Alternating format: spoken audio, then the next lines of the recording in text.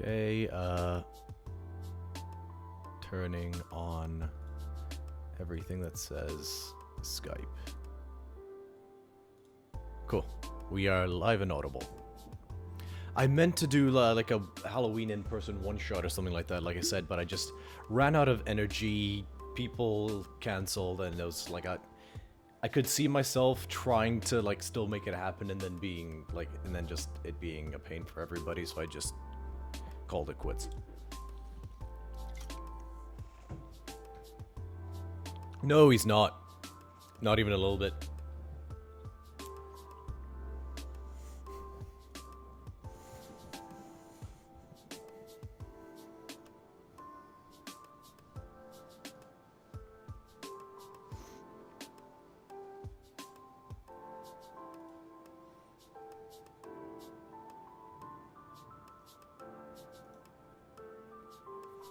Morse, do you remember what that thing is called where it separates the video sources? It's an acronym that begins with N. I ask because I can't find the setting. NDI? No, not NDI. NS. Let me search for it.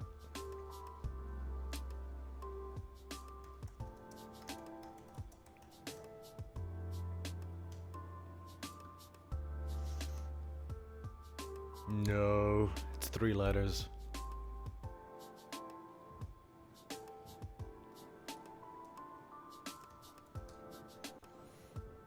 OBS. No, it's not OBS. Or is it OBS?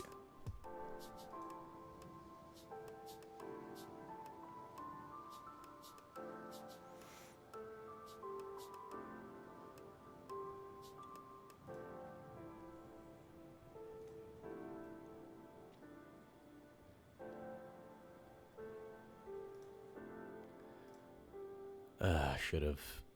Didn't occur to me that this would not be a thing anymore. Yeah, so now when I try to set separate cams in Twitch Studio, I can't. Like, I try to set up Rebecca Cam, for example, and it doesn't have the separate sources anymore. It just has Skype being Skype.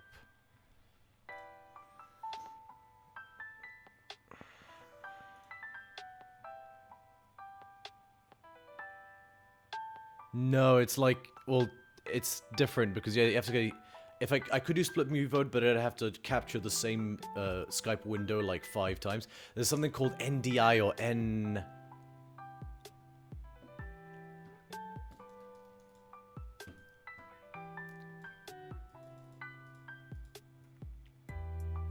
Is it NDI?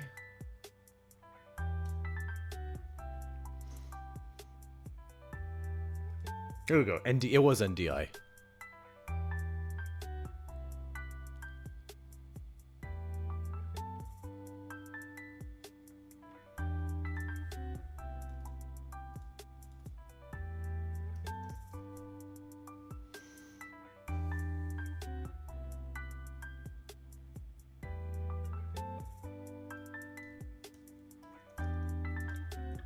Here we go. Skype NDI video app. Using NDI in Skype.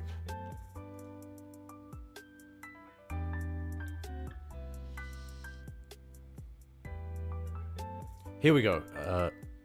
Okay, I think I'm lagging slightly. Whoop. Sorry guys, this will just take a second. So Skype. Is it general? Hang on, where was it? Calling, right, it's under calling. Calling, advanced. Oh no. If they remove the feature, I'm going to be pissed.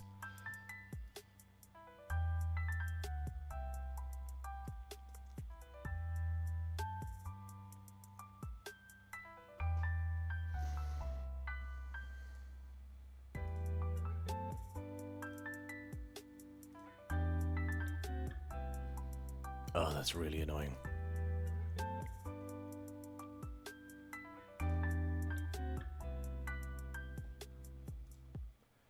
I would assume so.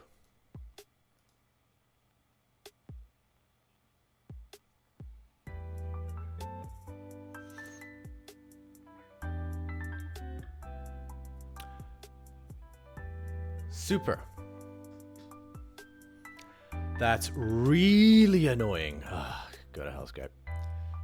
Alright, so this is fine. I can just quickly change the windows for everybody, but I'm gonna need everyone to, like, pick a lane in terms of screen on or off and stick to it, because if people sort of ping in and out, it's gonna shift the video around, so either or, but I will need y'all to commit to one. Just for tonight, at least. Yeah. So, well, we gotta give Vi a minute anyway. She's just setting up, so it should be just a second. Wait, why is that not connected?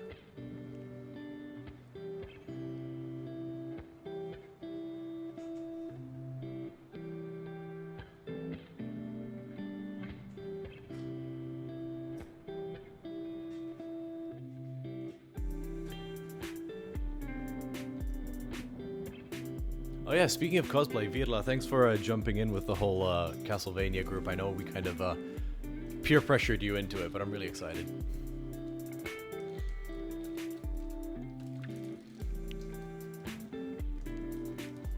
Oh, what'd you think?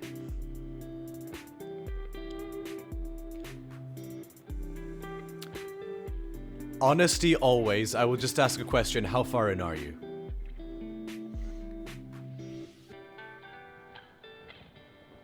The entire series? All 4 seasons? Wow. Alright. Okay.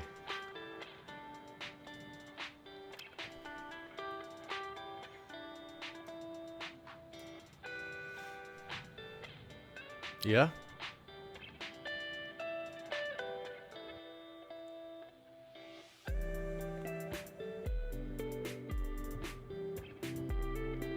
Okay, that's fair.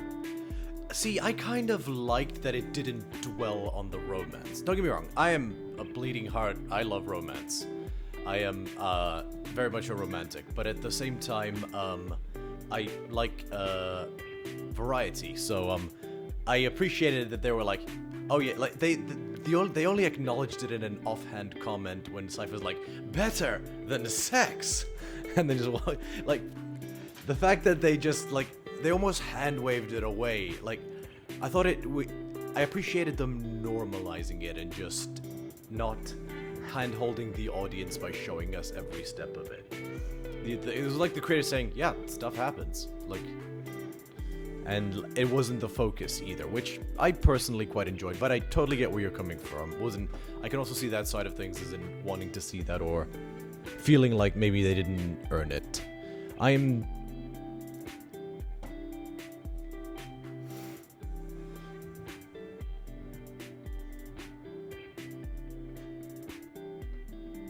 Yeah, no, I could definitely see that.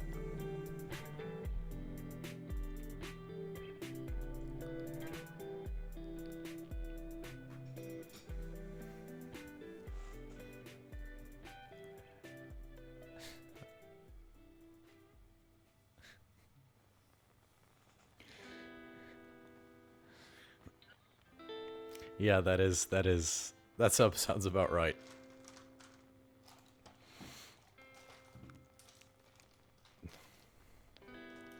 Designs are pretty badass though, and Cypher absolutely wrecks shit. I will say though, the moment where Trevor breaks out the vampire killer and the Morning Star whip at the same time gives me life, gives me energy.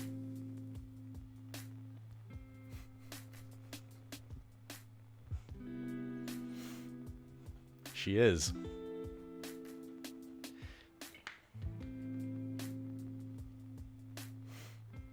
Don't think I've ruled it out.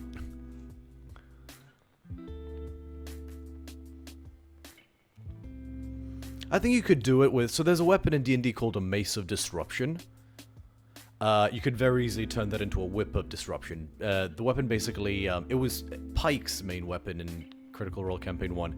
It does an extra 2d6 damage to fiends and undead, radiant, which seems appropriate. Right, let me just go ahead and save this for the moment and switch back to main layout. Oh, I'm gonna have to do this twice, aren't I?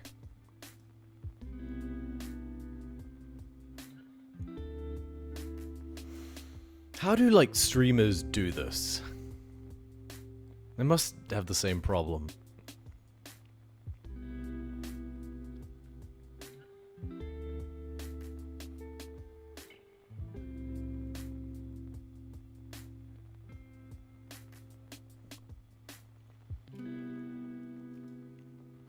I'd like to test something though, actually, whilst we're waiting. So if I edit scene, I change Virla's cam to the Skype thing.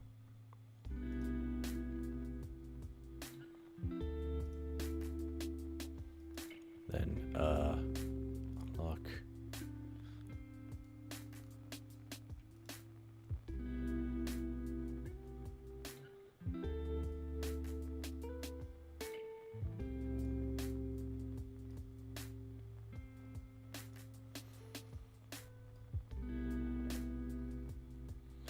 Other than that, how's everybody's week been?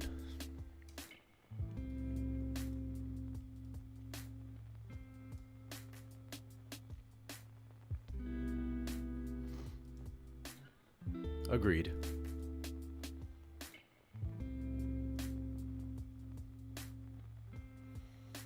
Alright, let's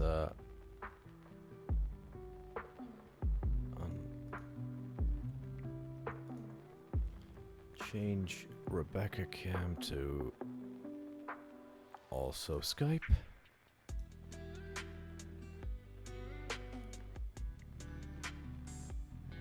And crop.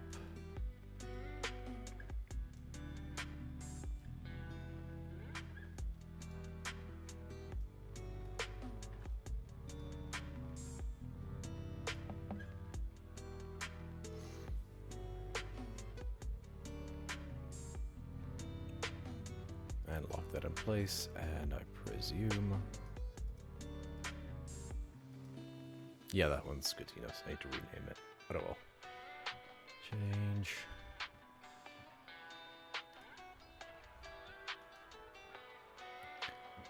Now let's crop Skype once more to Morse. Hey! Nice. Very nice.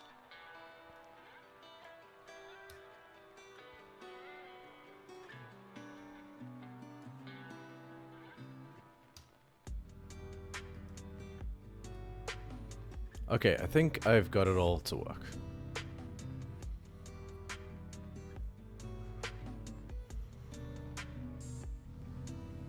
One second.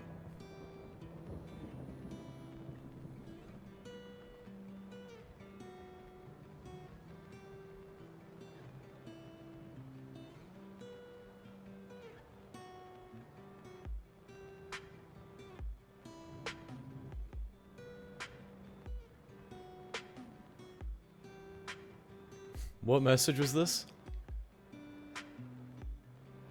If it's not a big secret.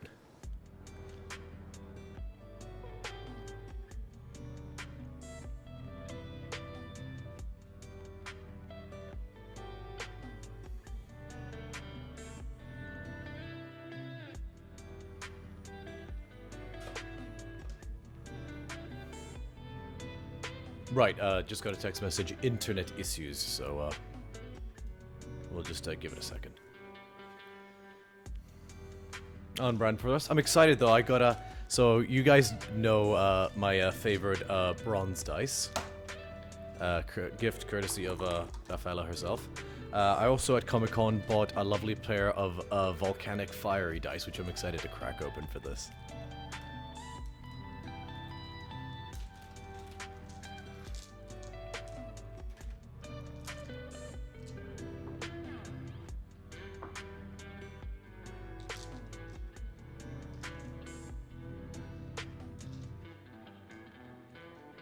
Yeah.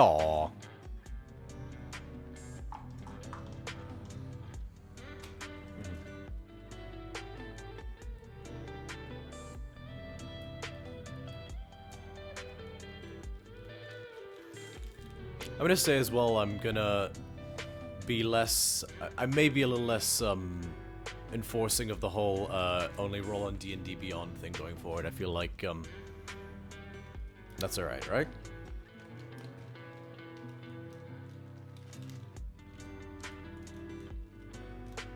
No, I used to be a bit more like, let's, you know, just stick to D&D Beyond, so there's no fuss. But, you know, everyone has such pretty dice, I feel bad keeping them from everybody.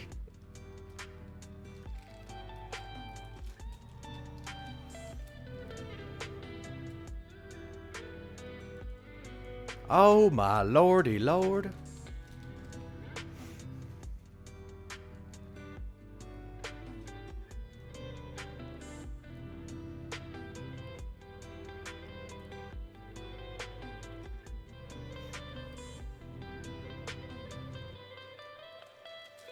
You know what? Not even crossover series, just dub over Gandalf's voice in the movies with the actress doing a GLaDOS impression.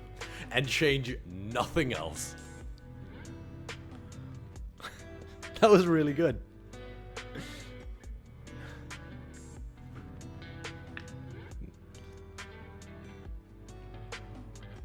Speaking of mechanical characters,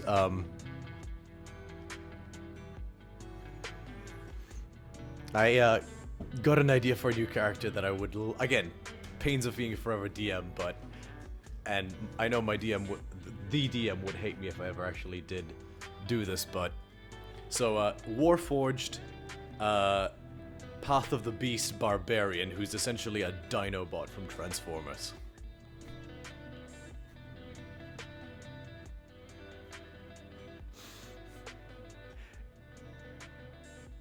Yeah, he's basically Grimlock. He's basically Grimlock.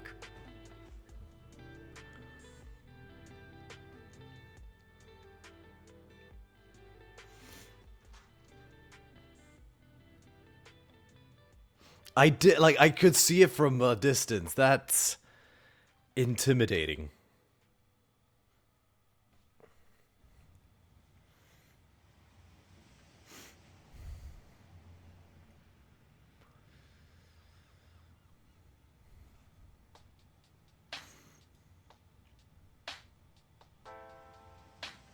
I have, yes, but, well, it's not really your cup of tea, right, Rebecca?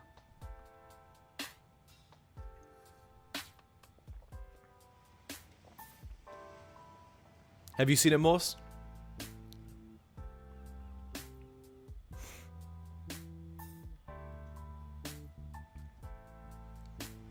Okay, well, yeah, fair.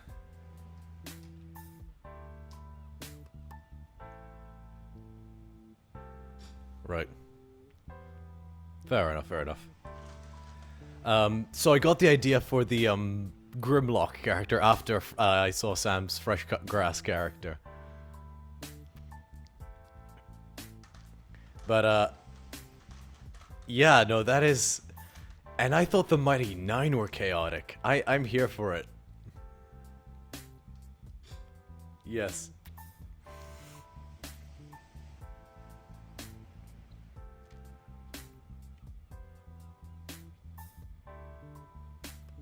No, I totally get that. At the same time, though, I'm excited to see what,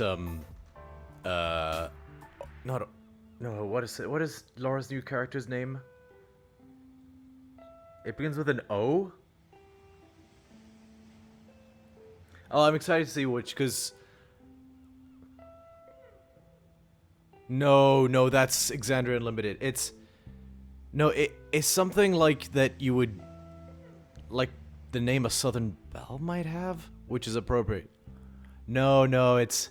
I think it'd be... Crit roll... C3 Laura Carr.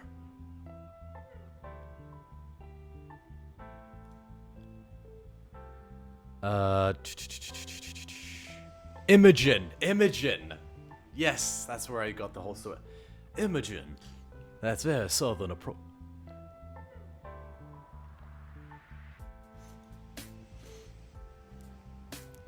Yeah, no, I'm excited to see what Imogen comes out with. I have so many theories.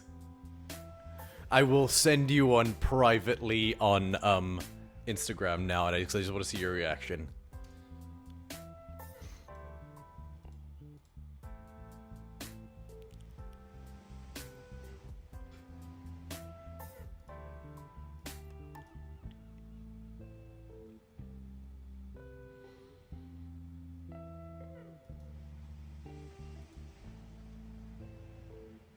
Oh wow, turns out I haven't actually messaged you on Insta all that much. I'm gonna use Discord instead. That makes way more sense. Because I'd have to scroll through my list of messages to,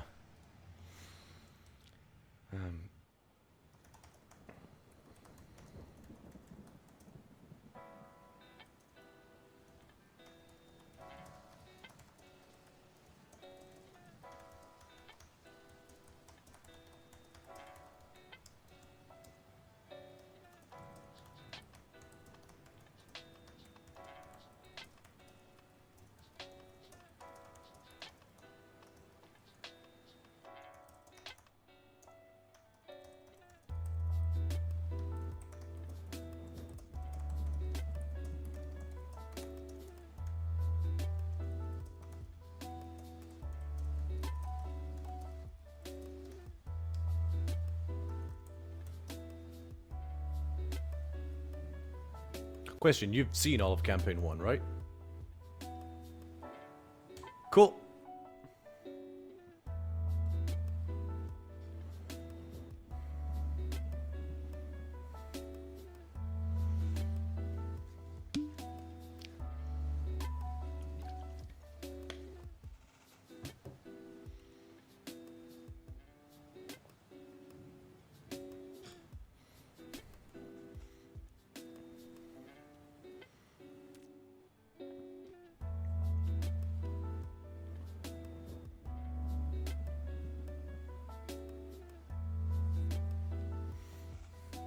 I'm excited to see what Travis's character is going to be as well. I don't think he's going to stay as Bertrand. It wouldn't make any sense.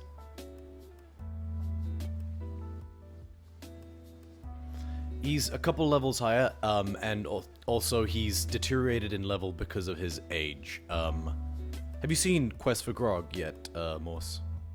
Search for Grog.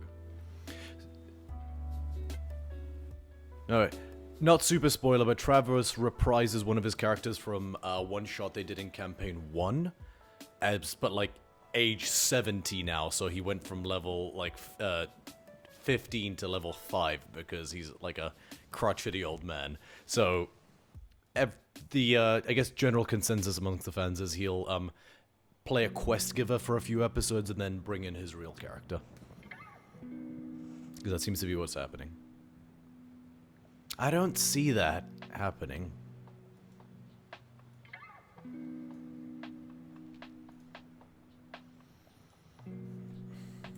I know that they're slowly trying to sort of transition to a modus operandi that is less reliant on the original cast, as, you know, they can't do this forever, but I think in order for that transition to work, I don't think they could go with such a drastic change so soon. I don't know. I mean, you may be right, but I guess we'll have to see.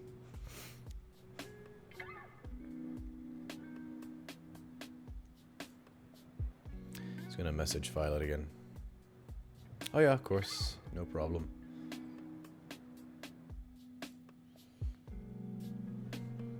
I have to do this upside down. This is driving me insane. I'm using my phone as a webcam, so... Nope, that's a U, not an N. Yes, I did just do that.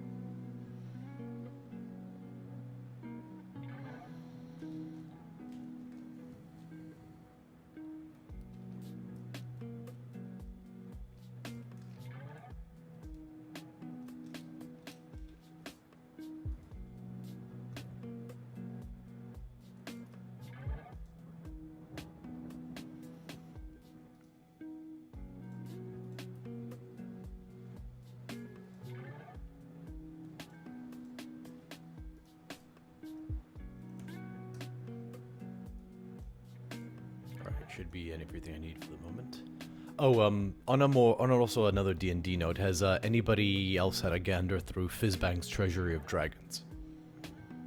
Yeah.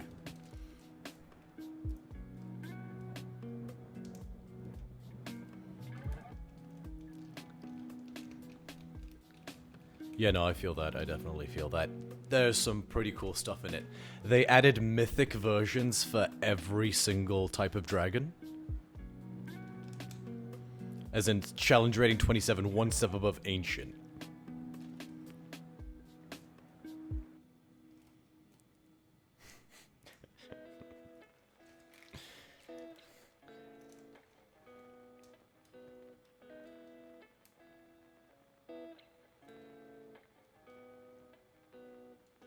Herring? The rabbit folk? All I saw is something else to add to my ban list.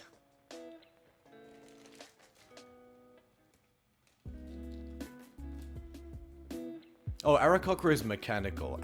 The hare folk, alongside, what?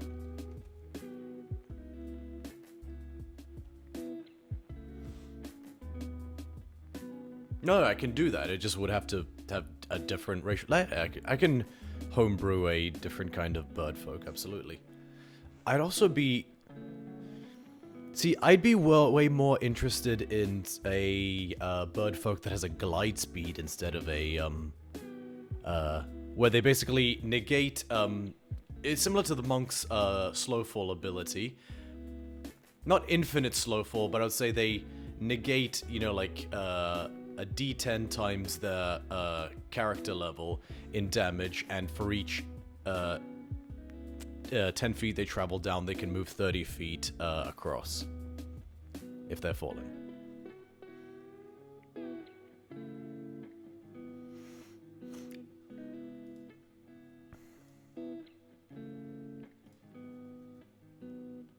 Hey, babe.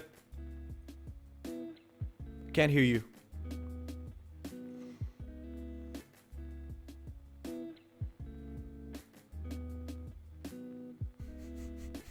We did see your dad just pass by in the background, which is delightful.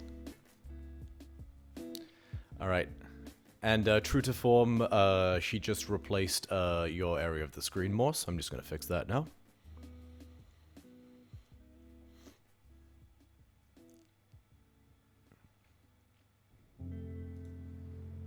Unlock. Crop.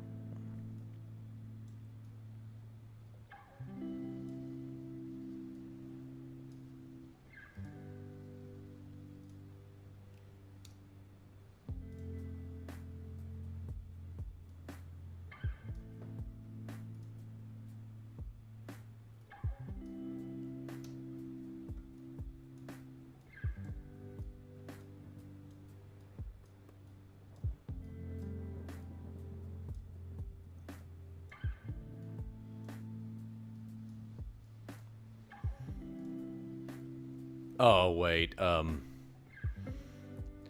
internet's gonna make her ping in and out 1,000 times, isn't it? Oh, lordy, lordy, lord.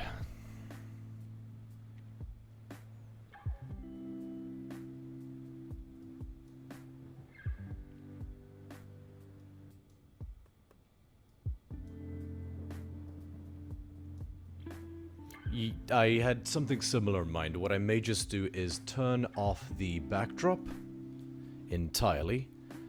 Turn off, no,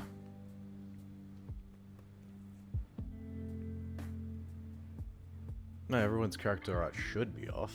I don't know what's going on right. Oh, right, it's all over the place. Gonna turn off everybody's camera but one. To my knowledge, gonna leave Viola's cam on, because I think she has the best, the most stable internet connection.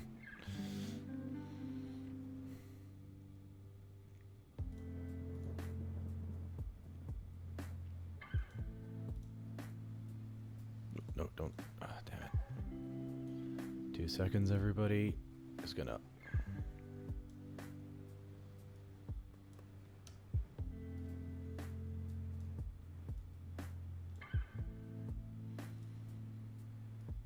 All right, so it's literally just I'm literally just screen recording the Skype layout right now, so then just the empty black box, which we'll have to do for the time being. And for the battle layout, I'm just going to leave it on your character art.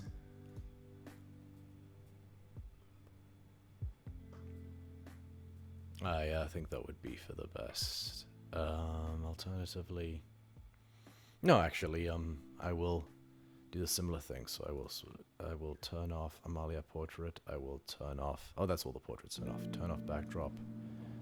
Yeah. Again, let's turn on the perilous camera. Change to Skype. Done. Wait, that didn't work.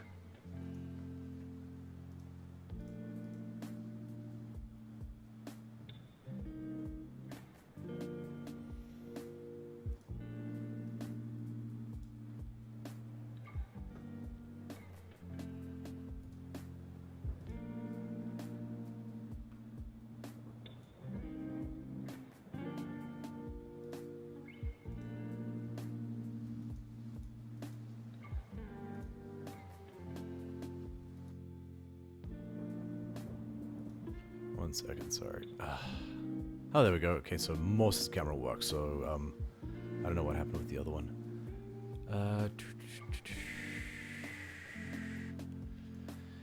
You know, it's funny, I said to myself, I dared to say to myself, wow, I actually took the time today to, like, make sure all the, like, things were prepped and that there wouldn't be any problems. Look at me, I am, like, so good. And then this happened.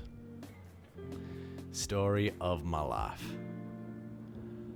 Okay, let's change battle cam to over here.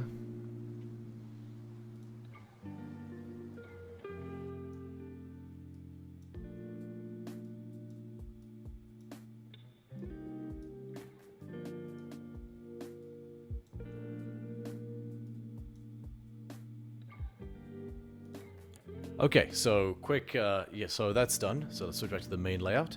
I will turn off the stream lo-fi. Thank you everyone for your patience, as per the usual. Hello and welcome to DC30 and the Mythic Odysseys of Theros. Happy Halloween everyone, and happy 50th episode. Yes, that is right. This is the 50th episode of this series since we started running. Exactly a year ago, I guess, at this point. Or, no, it'd be more than a year because of all the different bits and bobs. About a year and a half. I beg your pardon. And happy Halloween. This black background you see is a spooky edition. It is totally not Skype dropping the ball with their newest update. But yeah, so we thank you for your understanding as we hope that they will patch this issue ASAP and we will be back to running things as normally as possible soon. Without further ado, I believe last we left off, you guys had made the stop for the night at the village of Zelia, on your way to escort Nazros Longspeaker back to Tethmos, the 10th city of the Leonin, or the city of the Leonin. After discovering a population of werewolves nearby that threatened to kill everybody, you managed to fight them all off, and in the process, some of you unfortunately got bitten, and are now beginning to feel the effects of the curse, now taking hold as the full moon shines down upon you. And we're gonna jump straight in. So, we're sticking to normal cam, but by all means use the battle cam, as in the battle layout, as a visual aid.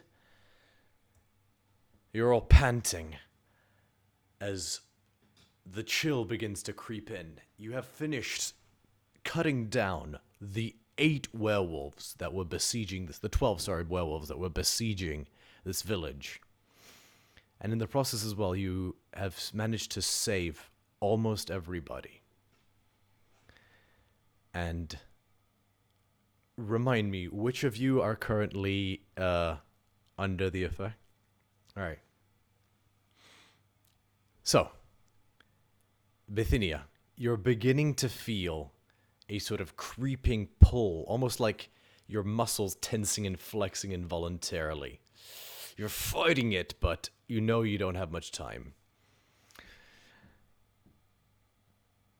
Hilira, you are a little bit further along and can feel the hair on your arms begin to grow a bit longer and your nails growing sharper and your canines protruding slightly. Again, you are fighting it off, but you know you have very little time before you can fully resist before you can no longer resist the effects. What is everybody doing?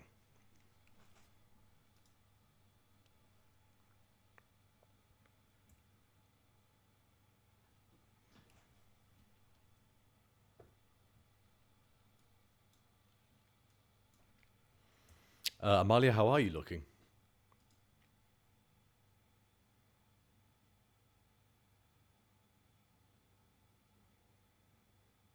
Can't hear you.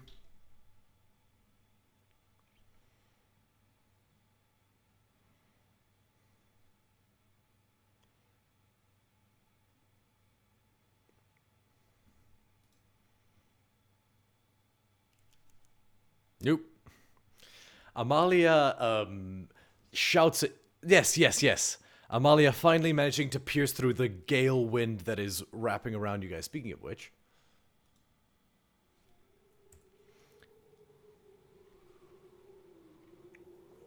Okay.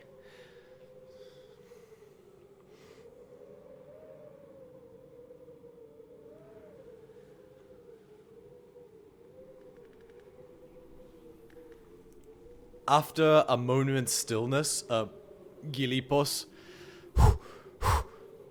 I think that was the last of them.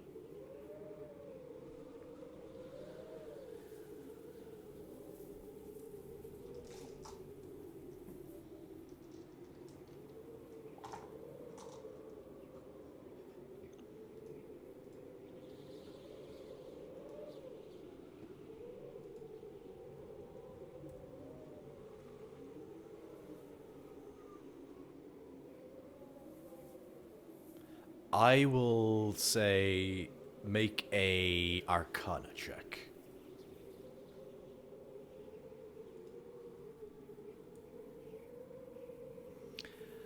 You have no idea. Gilipos is gonna roll a perception check. He's unaware of shit. He doesn't see you guys. He just thinks you're injured. He walks up to you, Hilira. Are you alright? Yeah?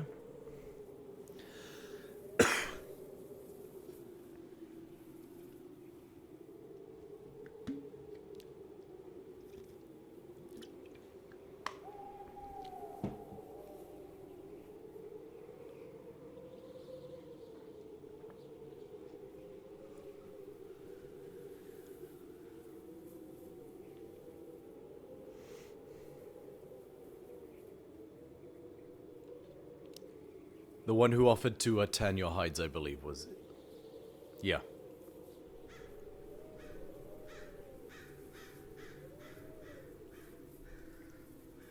Temenos.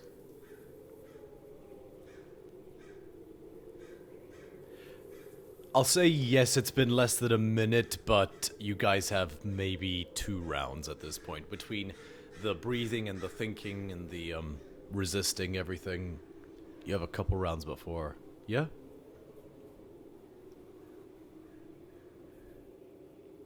You're not you're in the process of turning. You have precious little time. You have minutes before you turn.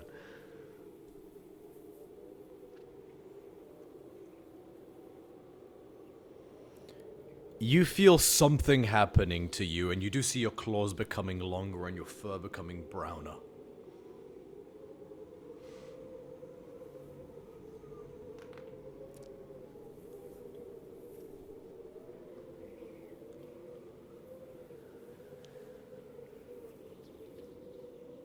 TikTok, guys, what you doing?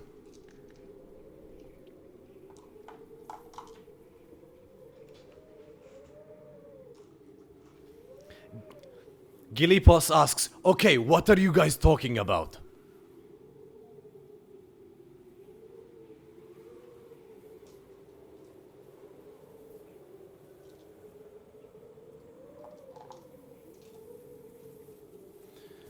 He nods.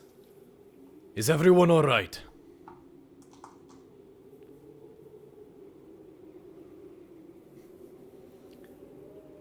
He's gonna roll an insight check.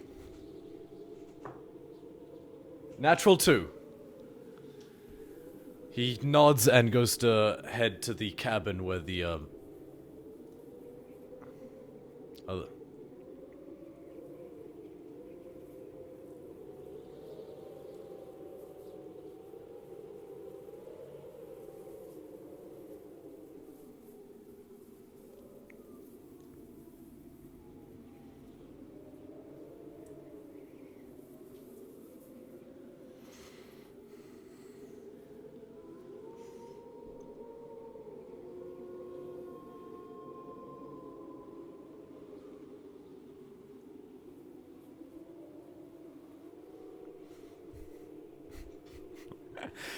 Hilera turns to say hi to you, and you see a fucking maw of wolf lupine teeth in her mouth.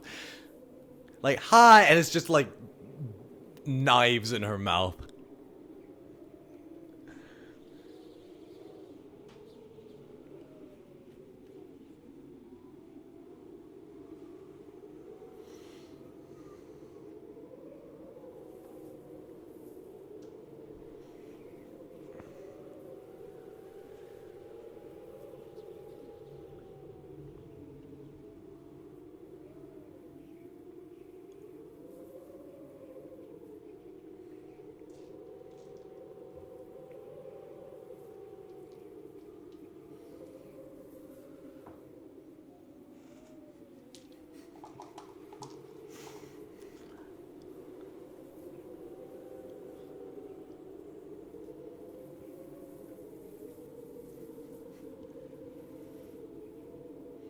Gilipos returns at this point saying, they're fine.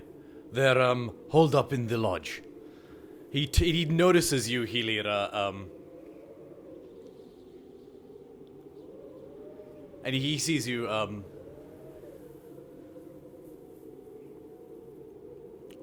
what do we do? You saved my people. I'm with you, but what do we do? Says, right, hold still. This won't hurt a bit. Well, it will, but, and I'm sorry, but, and he just holds this giant club up.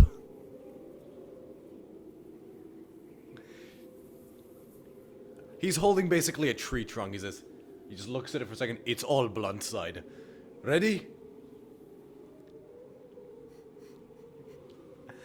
And boom! I'm not gonna roll damage because I'll just say that with just one mighty swing, you see blinding white and then black. Cool. You're now unconscious. Skotinos can easily enough get down and stabilize you.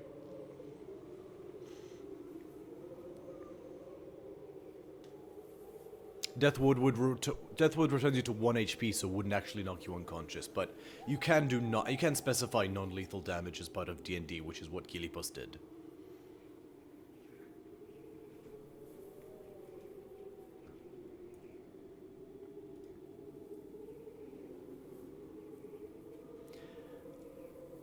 No, that's I'll say that's I can't remember what the term is, but no, you are harming yourself. There's no skill check involved there. I'll say but I will say, how are you? You're taking care of Bithynia first, right? I thought that's what was said.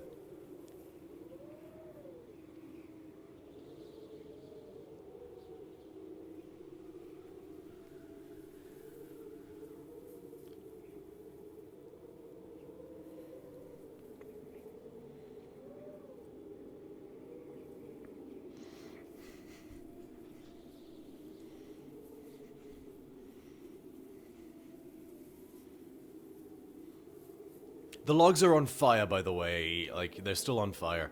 But you do... And, oh, also they're way too big for you to lift. But you do have a blunt end of your axe. That's fine.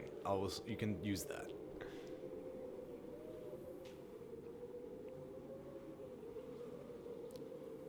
You could just use the pommel of your axe. Just for the sake of brevity, I will give you that. You could just use the pommel of your axe. That's fine.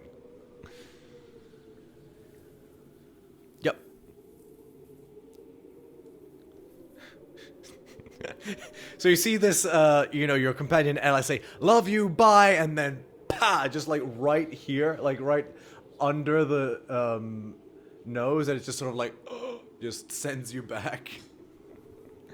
And yeah, you are knocked out cold, stabilized. Amalia, I need you to actually no, I said I wouldn't make you roll, which is a damn shame. But you then quite rapidly run to the nearest house, just and kind of like Rick when he's like the teddy bear Rick, and you're just like, nope, pow, and then it takes a few times because you are a hardy individual, but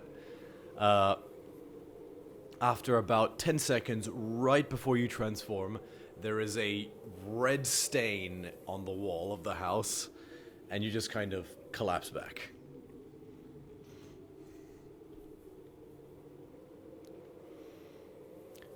You guys do turn, but you are unconscious.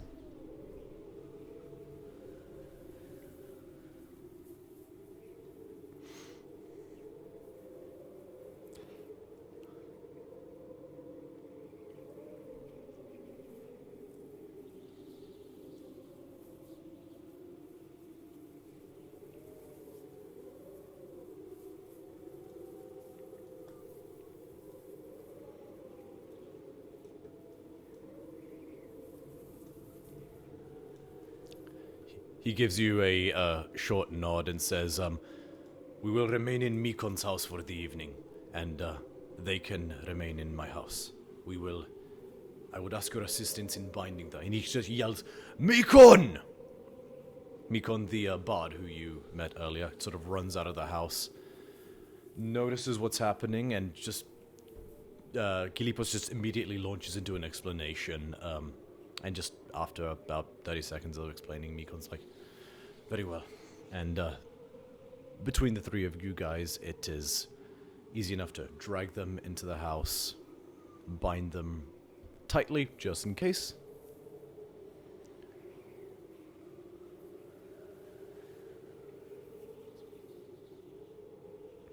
They got ropes. Rope is not hard to come by, so,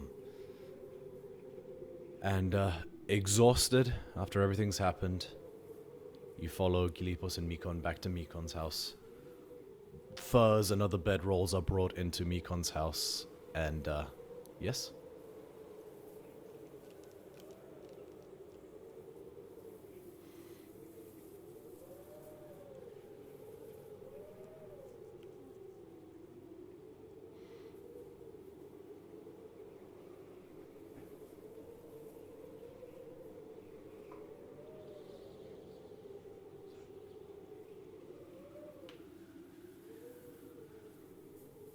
He gives you a nod. If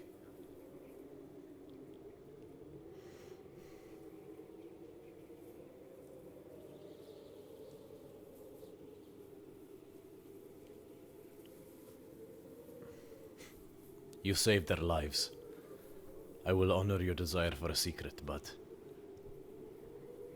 know that they will remember this. And he just walks away.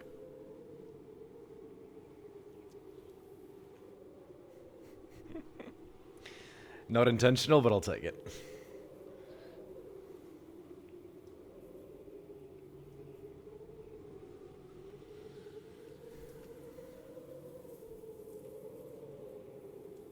Okay.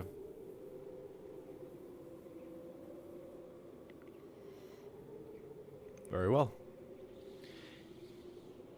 It was about 3 a.m. circa-ish when this all went down, so about 6 hours later or so.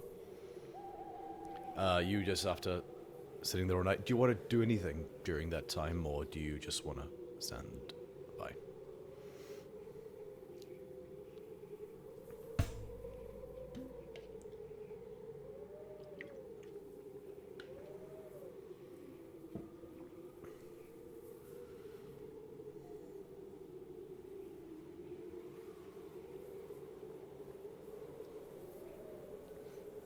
Okay, make a survival check.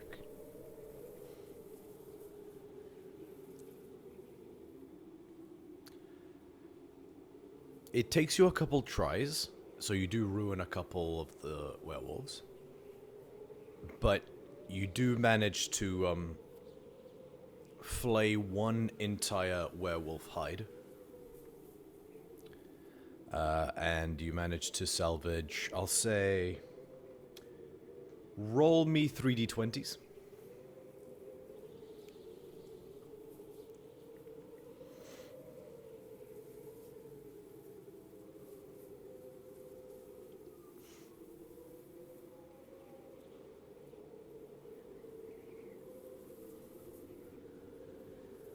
Wait a minute. Sorry, I'm just doing some math in my head. No, they'd have way more than 3d20 teeth between all of them. Roll a d100. Roll a d100. Sorry, I'm not retconning. I just realized that that's nowhere near enough teeth. It'd be like a dog. How many teeth does a dog have in their mouth? Alright, between 12 werewolves, you managed to salvage 24 teeth. And whatever you said, 74 werewolf teeth. Roll me a d20 this time.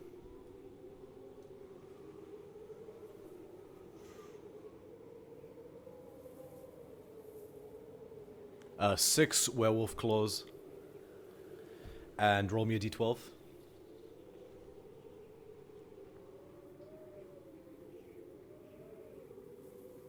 9 werewolf hearts.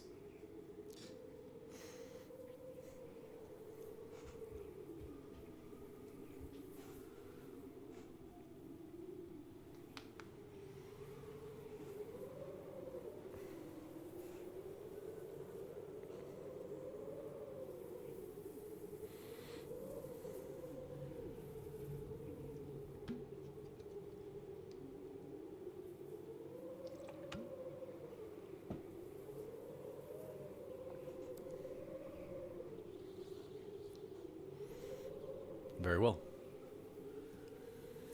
With everything that's happened, roll a... I'm going to say make a... Let's roll a straight charisma check.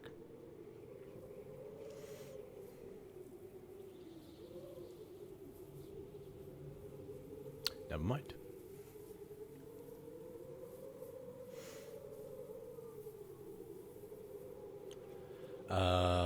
Yeah. Without further unless there's anything else, I'll say the sun eventually does rise, and as the full moon dips back down below the horizon, the 3 werewolf forms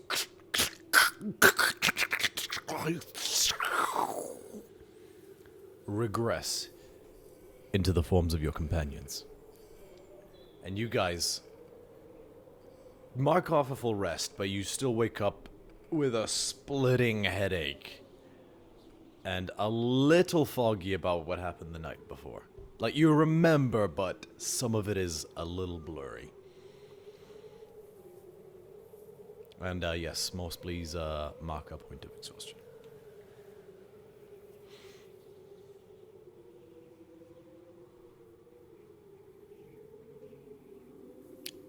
She was, it was like a sort of golden brown, but it was a brown.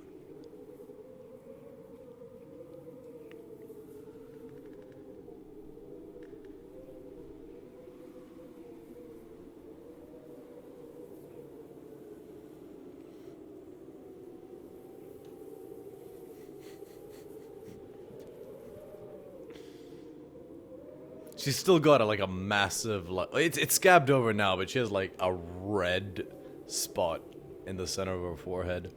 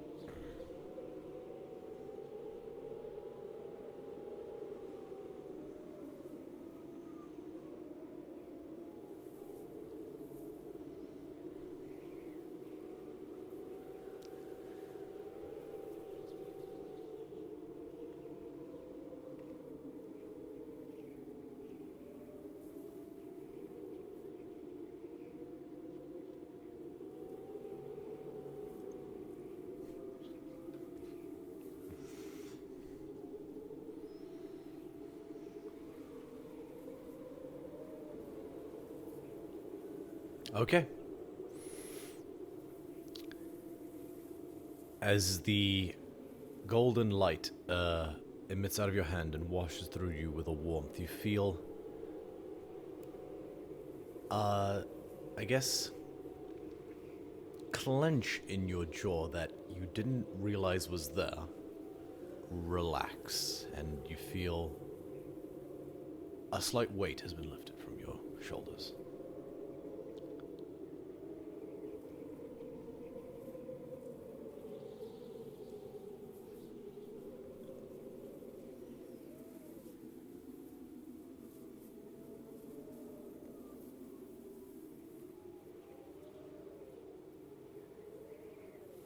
Same thing.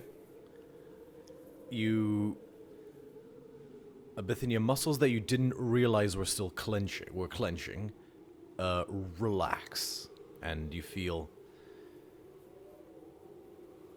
lighter.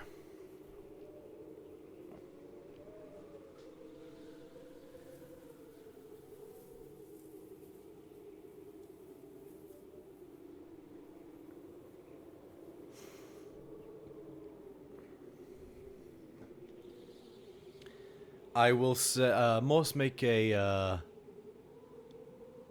Arcana or History, your choice.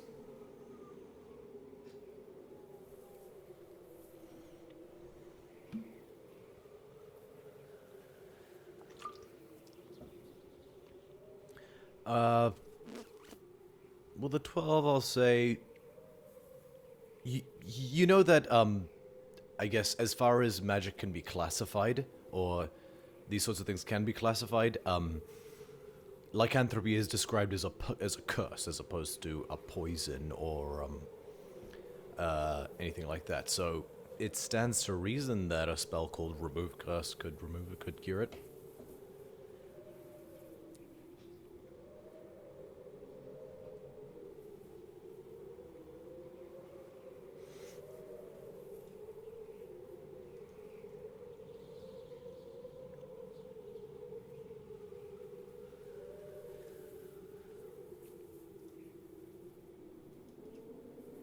Like 6'4", right?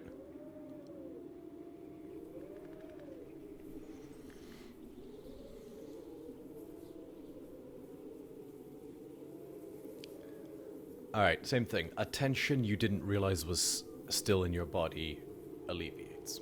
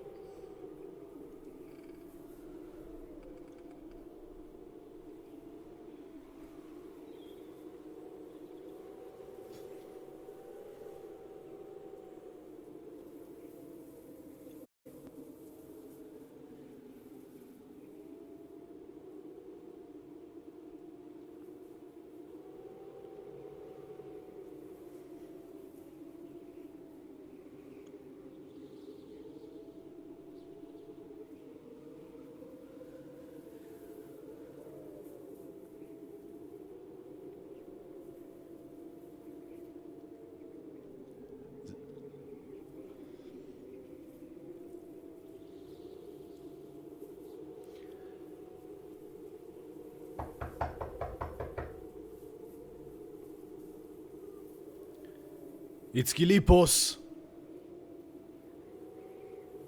Is everyone okay?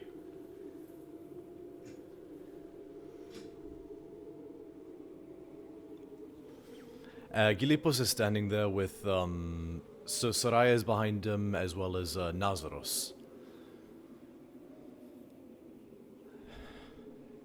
He just looks in the eye and says, in a loaded way, is everything alright?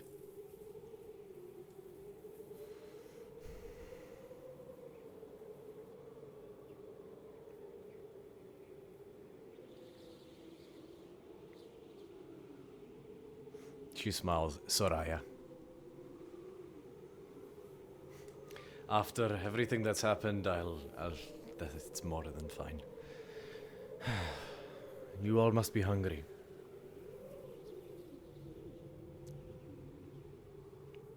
I would hope that you would at least let us feed you one last time and see that you are well supplied. That's as much recompense as we can offer, I'm afraid, but,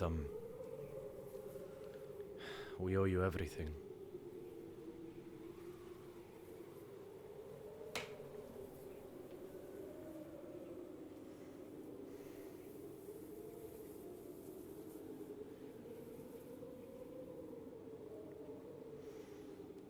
You guys step out, and as you walk through the, I guess streets feels generous, but as you walk through the main road, you see that the remaining carcasses have been removed. The blood seems to have been padded over with fresh snow, almost as if nothing had happened. The only sign of anything is the logs have now burned all the way down into ash. And near one of the houses, you see a crisscross pattern of smaller logs forming an almost bed-like shape, with a cloth wrapping that's vaguely shaped like a human body laying on top of it.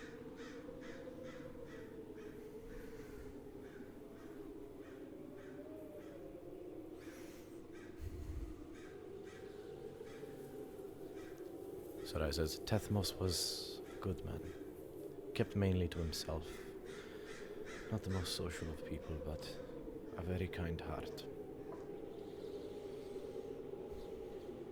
We will send him off properly after we have some food in our bellies, and we see that you guys are on the road, warm, safe, and fed.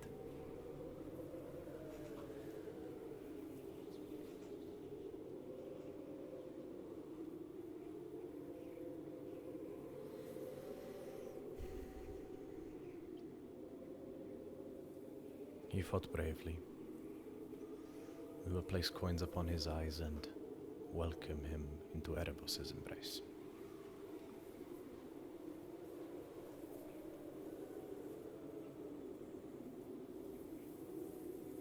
You are an acolyte of Erebos.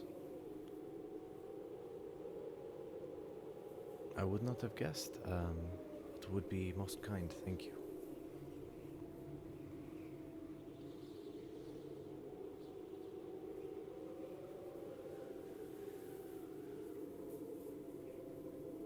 She stops you for a moment and make sure that the other villagers are gathered. Hilira, with your perception, you do notice that everyone looks somber, but one of the villagers has just tears streaking down her face. Psst.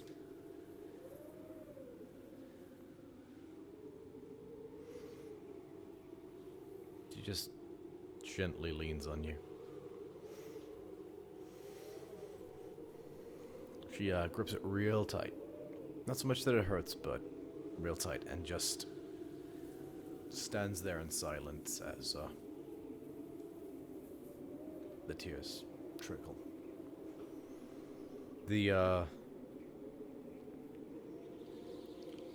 priest is more than happy to leave you to conduct everything at Malia, as he is still beside himself.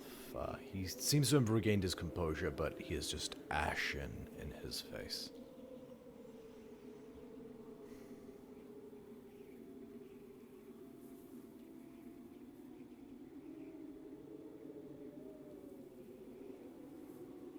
The wife was the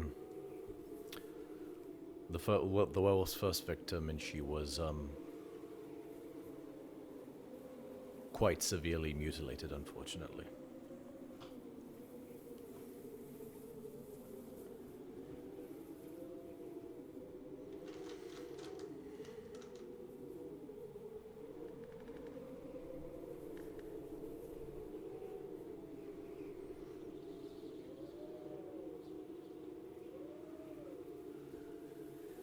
The priest isn't the dead one.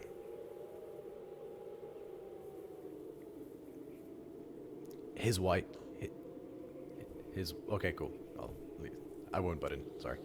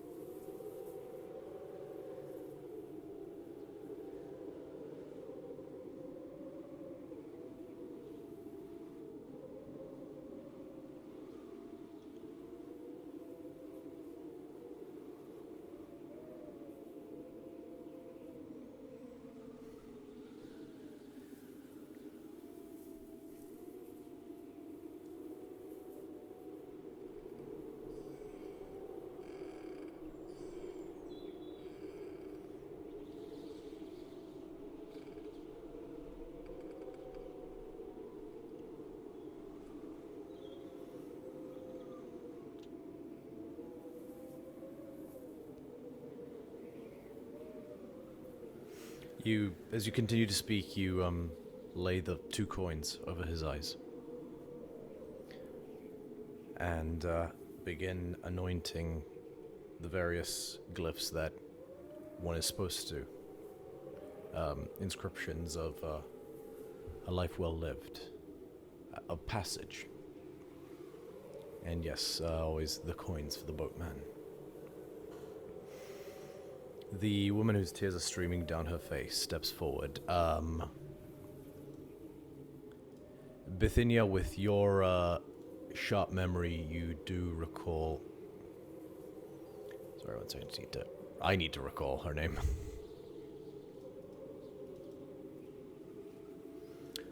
You do recall her name was Chloris.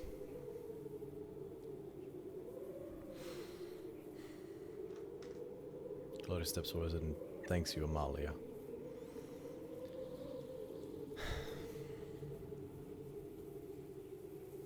I did not...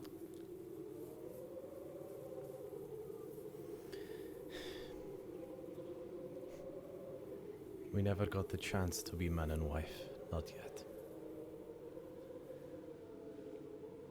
She slips a, silver ring from her hand and lays it in the center of his chest. Kisses him on the cheek. I'll get this back from you one day. And just steps back.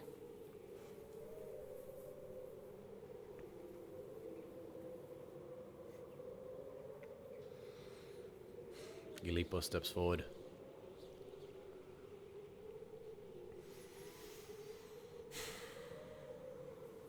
I fought in my fair share of wars. Fought alongside many a soldier.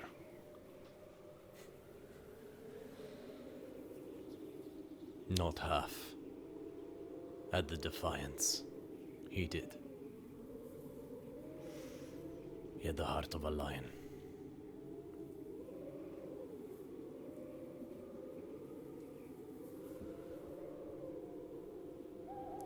And, lays Tethmos' crossbow on his chest. Send back. Unless anyone wishes to say anything else, Gilipos grabs a torch and lights the pyre.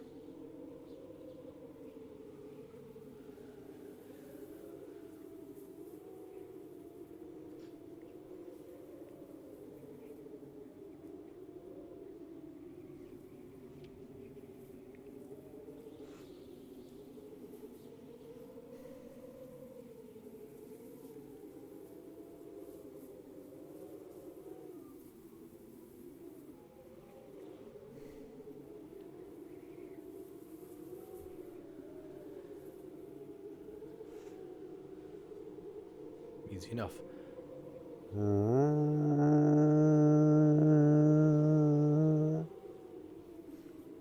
An appropriate, resolute final chime to send off a very resolute man.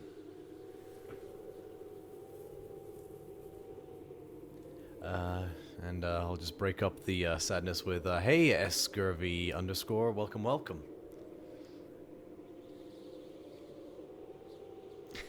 Yeah, you caught us at the most fun of times. But, as, a short while later, the pyre comes down to a gentle, glow. And, you guys make your way where, unbeknownst to you guys, they've prepared a sort of breakfast feast as thanks.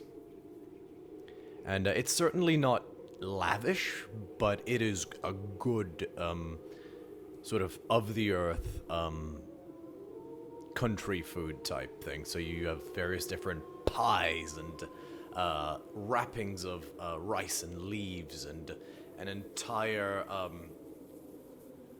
a heavy bronze container has been wheeled out that has a just veritable truckload of souvlakia that's been geared up and prepared for you guys. And as you guys just tuck into an very hearty, very filling I'm not look peasant is the wrong word, but you know what I mean.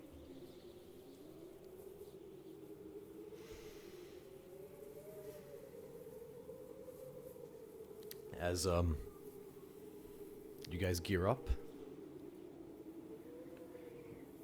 does any... Absolutely. Clarice, yes.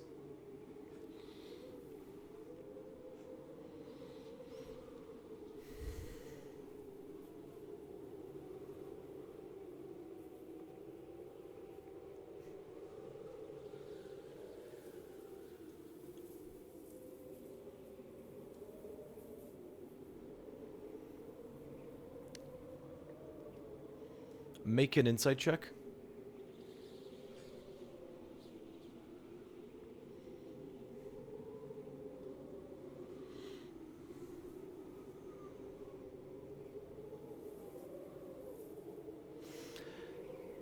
Nobody would be doing well in these circumstances, and anyone who would be is probably a sociopath. And you come into this with that understanding. It's easy to tell that she's still very much wrecked on the inside. But she does have a small smile playing about her lips, and you ask her how she's doing, and she says, "I'll be okay. After all, I'll see him again soon. Monday."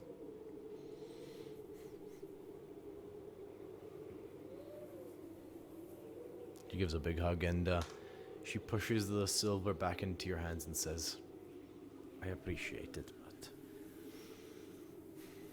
you needn't feel responsible. You nearly died yourself. You saved us all. And Tethmos died a hero's death."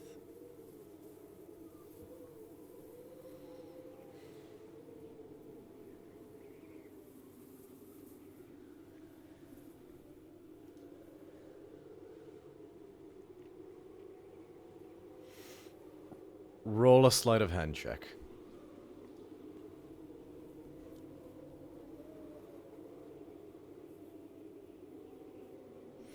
I will contest that with a straight D20 perception check. She's using a commoner stat block, so 14.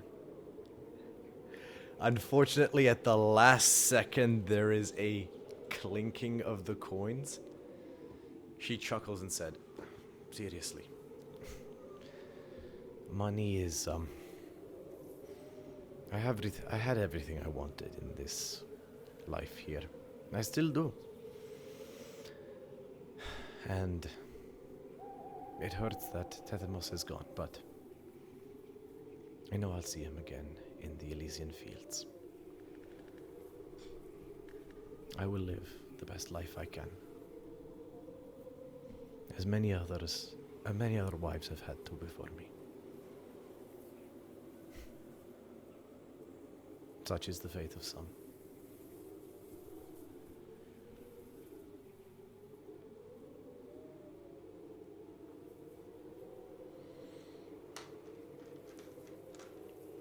Alright. Amalia, take a point of piety. And on that note, I'll say, Scotinos, you know the stuff you've harvested in that respect is quite valuable.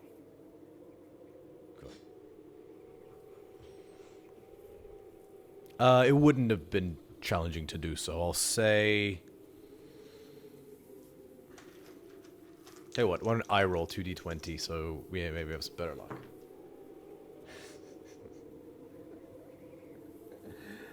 14 vials of blood.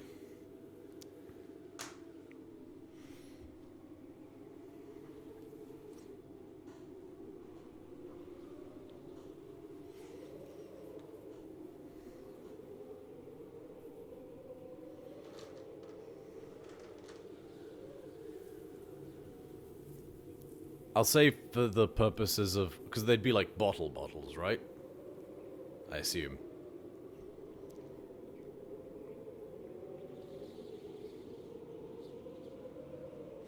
I'm gonna picture a wine bottle and I will say it's...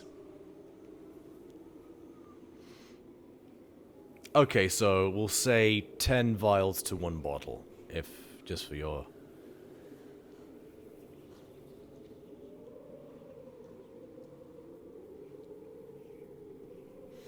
You take careful, you take extra care to label it as werewolf blood, so that in the pursuit of more wine, you don't accidentally chug that shit.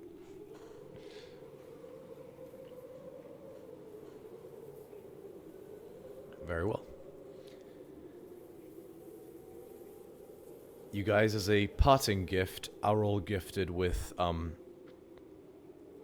various different, Unfortunately, Tethmos was not around to, refine the pelts as promised, but as thanks, the villagers part with some of their spare furs. And, their own belongings. Gilipos in particular, sort of has this sort of quite heavy, shaggy bear pelt. Black bear pelt that he, hands to you, Amalia. This is probably the only one that's in your size, and, he slaps his belly. I have my own, way of staying warm. Little big old, like, belly laugh. So, each of you can add, 1 set of winter clothes to your inventory.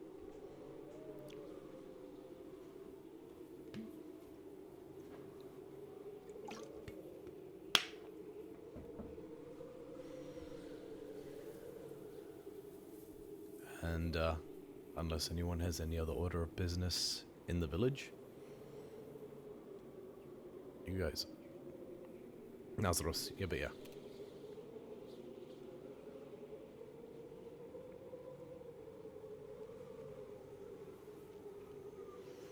He, has a bag waiting to go, and, after what I witnessed, I'm more certain than ever that I made the right call hiring you.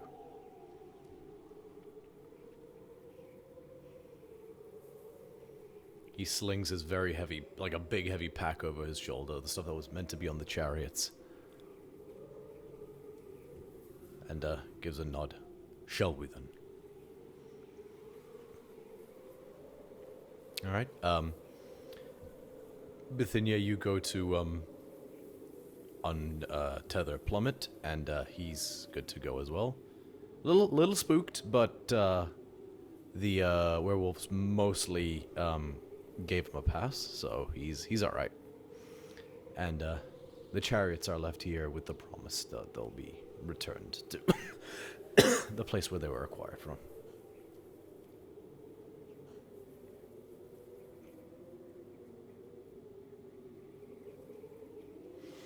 Alright.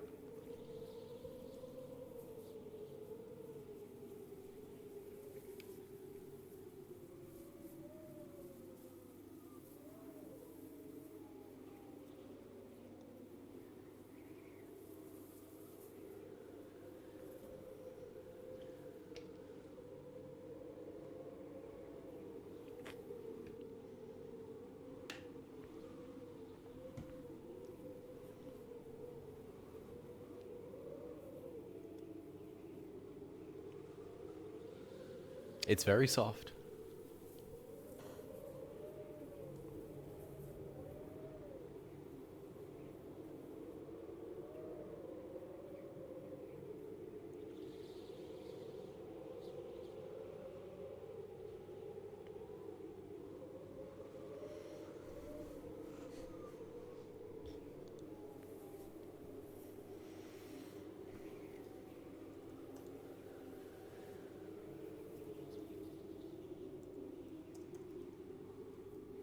Just FYI, the unicorn only works on a short rest. Sure, long as we're clear. All right. So Plummet is able to transport two people. Although, how much those bottles are going to start to add up in terms of weight, though. Between the two of you, like, let me just do a quick calculation. D&D, come for the number crunching. Pegasus. Alright, what's the strength of Pegasus? So, 18 times 15 is 150.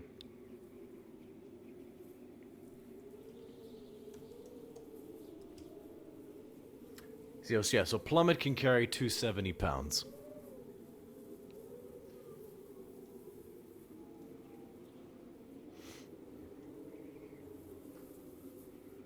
Okay. Between your vials, your weapons, and everything, I just need to do a quick. Can I get a?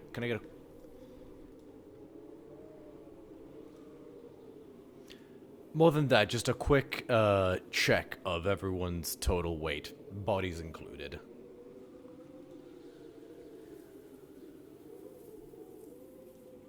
Okay.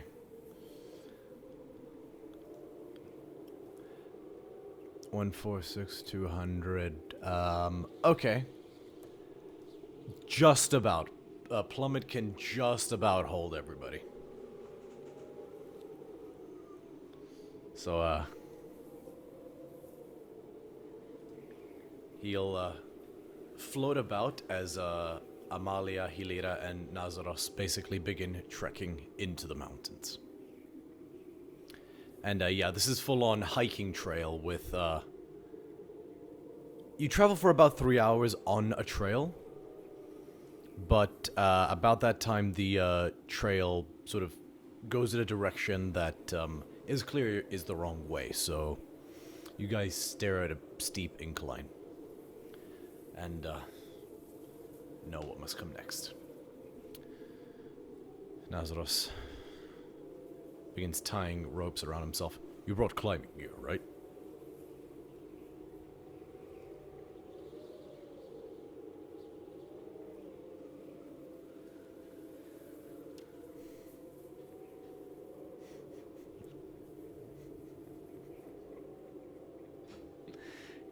He laughs and puts his hands up. I'm sorry.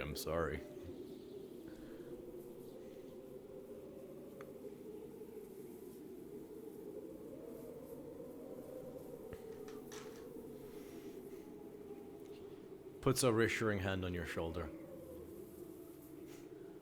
People are alive because of you.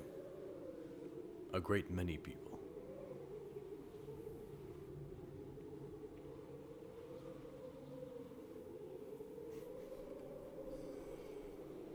He's gonna roll an insight check. That's a good roll.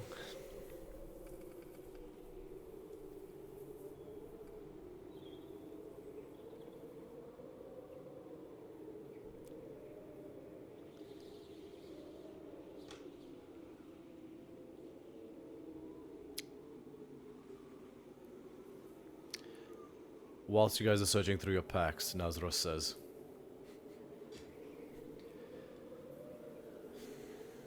I understand. Believe me, I do. I wish I could have done something. But I am no fighter, I would have just gotten in the way. I could have gotten bitten. And you would have lost more lives trying to deal with me.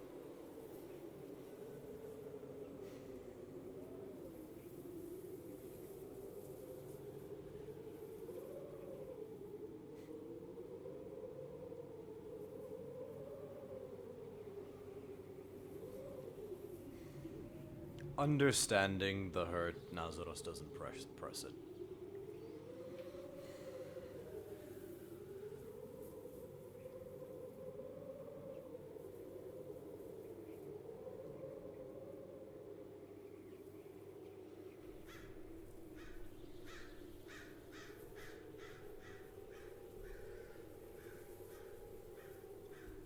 Are you being quiet, or are you just saying this normally?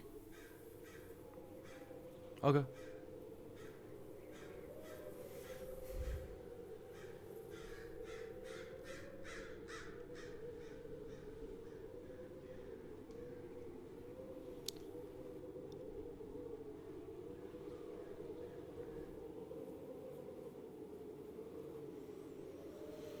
We may literally be traversing mountains. We can try go between them when we can, but sometimes we may have to scale them.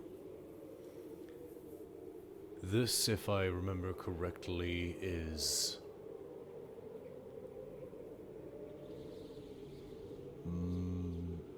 Mount Altarius, yes. You're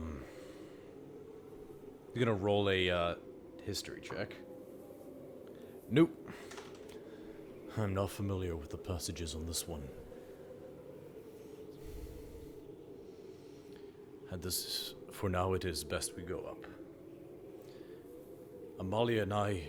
Yes? I'll let you roll a history check, but it's going to be a tough DC. You did not venture much outside of the Alvarescos until you did, and you haven't spent a whole lot of time in the mountains.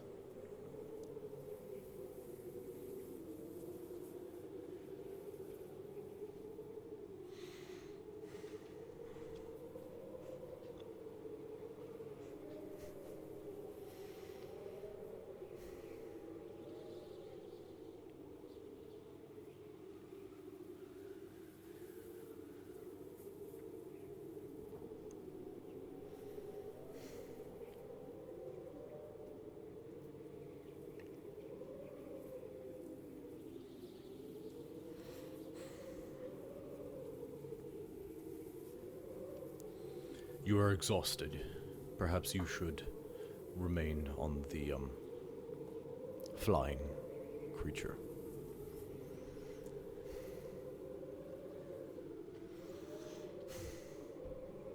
He thinks for a moment.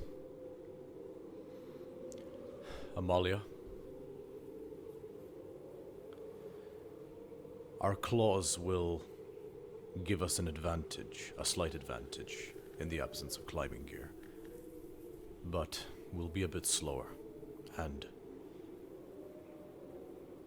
we should keep a rope bound between the two of us to Hilira, just in case.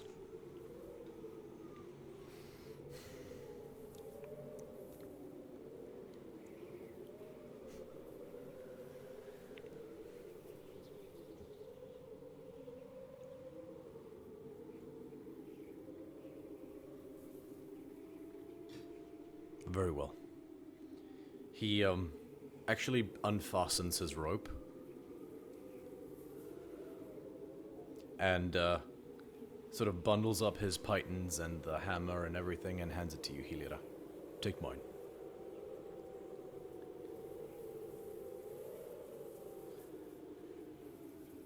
I may not be good for much. Shing, shing, shing, shing, shing, shing. But these can still climb. And they were very impressive. I did see them. I checked on you guys in the middle of the night.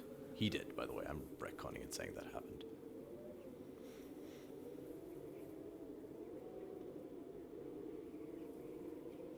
I was concerned.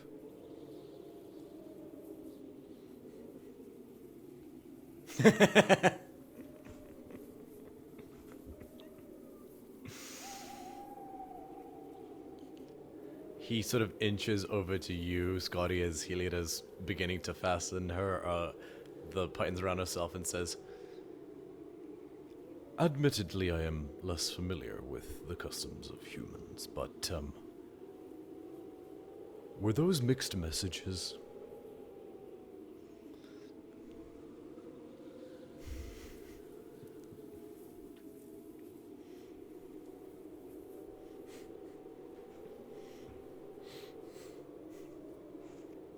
Ah. Well, if we can cross the mountains, we can perhaps run into one of the prides and procure some astapor.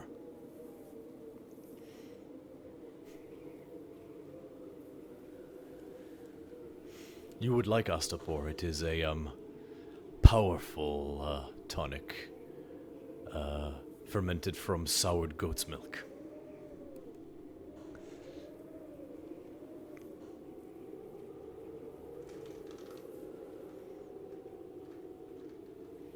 You have drunk astapor before. It tastes like a mixture of turpentine and gasoline, but it gets the job done.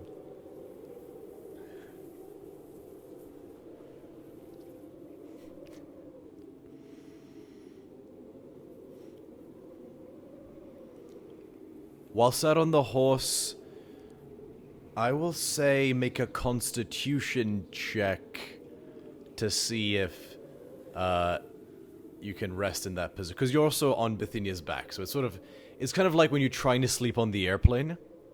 It's like, roll a, I'm gonna say constitution check to see if you're... Yeah. You know, your spindly and your more goat qualities do allow you to sort of, yeah. You sort of put it as like an airplane pillow, and you sit facing the other way, and then use Bithynia's back as a backrest as an airplane pillow, and just...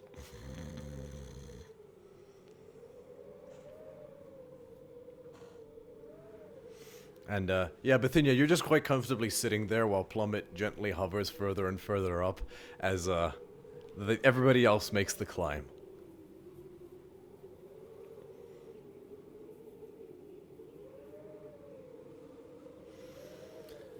Cool. I need a volunteer to roll me a d20.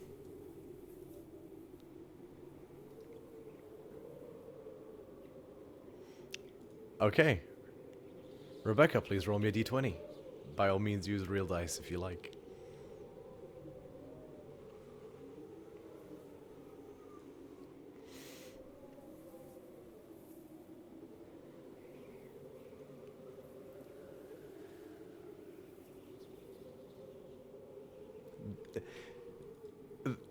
That is the will of Krufix.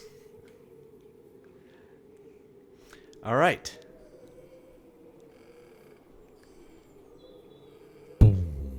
No, I'm just kidding.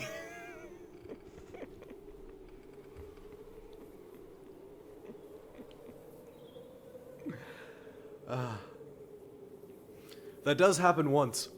Fortunately, you were like 10 feet off the ground, or like you're like 7 feet off the ground only, so you're just startled awake. But there's a couple slip and slides as the terrain is treacherous. So, yes, this is basically, you guys are basically like mountain climbing at this point. There is very little flat surface, and the little that there is generally covered with wildlife, or as you guys get further up, even more snow. But after about 3 more hours of climbing and stopping for lunch in the shelter of a ravine, you guys are resuming climbing, and you hear my voice is still ravaged. You begin to hear the sounds of birds. You hear a cawing sound that is aquiline in nature. It sounds like eagle or hawk or something like that. Several, actually.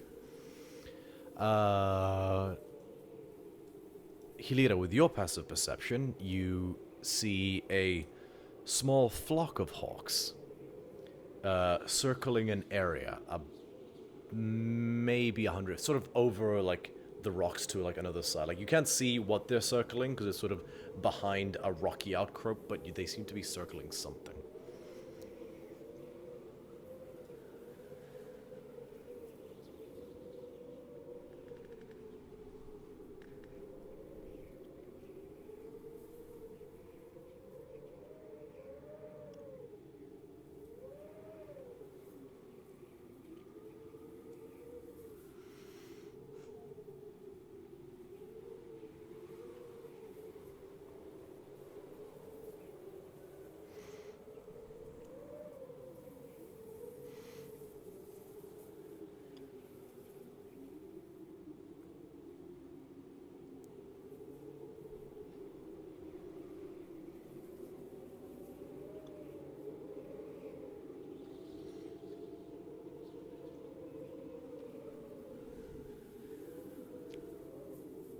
You've been remaining close by to them just in case, in general, just as support. So, right now you can't, but, you summarize it wouldn't be terribly difficult for Plum to just float on over.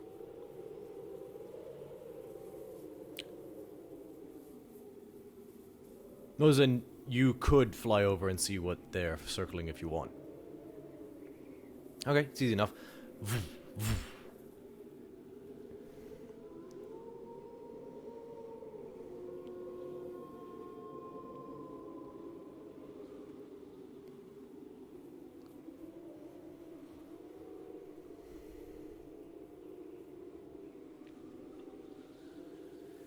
I know exactly what you mean, yes.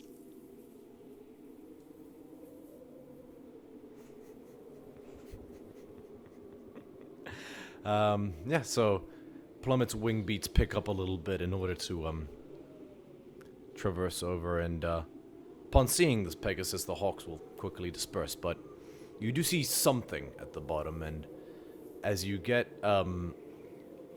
closer, you touch down, you see the freshly dead remnants of a mountain goat.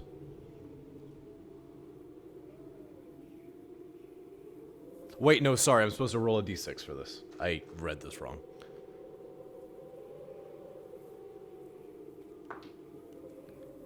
Yep, the freshly dead remains of a mountain goat.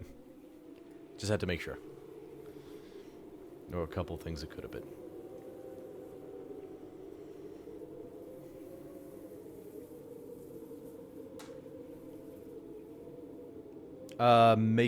Make a nature check.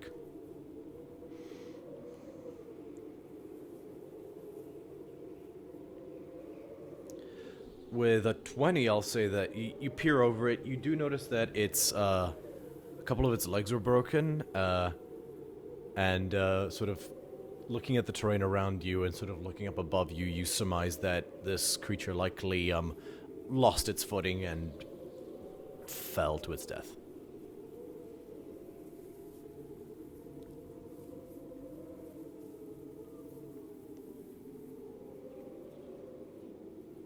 Plummet the unit, the Pegasus?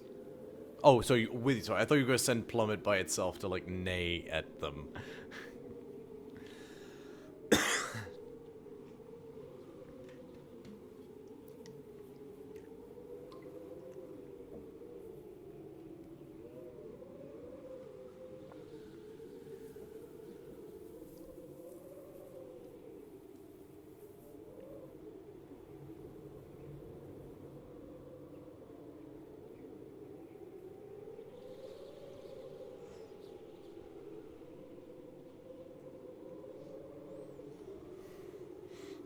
Nazros asks, what condition was it in? Physically. Was it a decayed carcass? Had it died recently?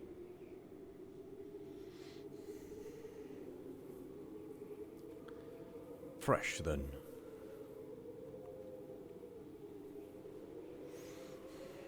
I know we're full of, food packs, but can never be too careful. It may be worth, seeing if something could be salvaged.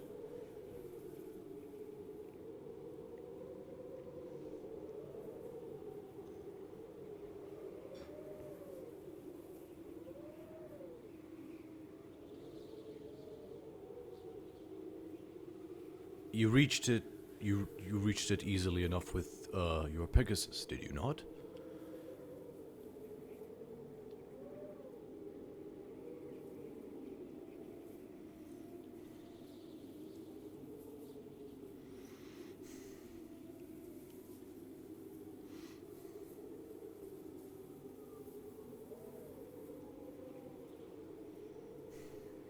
Well, we wouldn't be taking the whole body. I've done my fair share of, harvesting as part of hunts back in the day, when I was a younger man. Scotinos, I've seen you also be nimble with a flensing knife.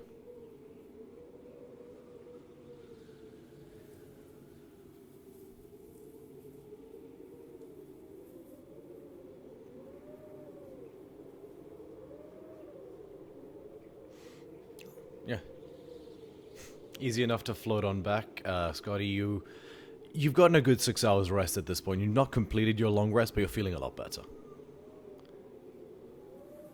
Okay.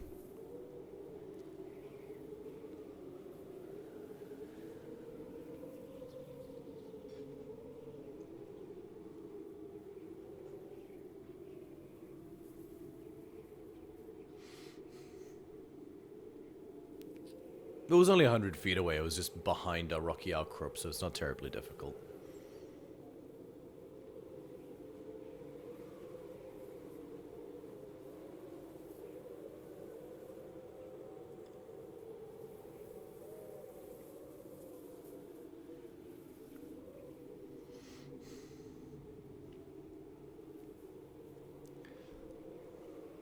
Okay. With the goat, Plummet's kind of at his limit, but he is able to basically just pump those wings long enough to set down back to where you guys are.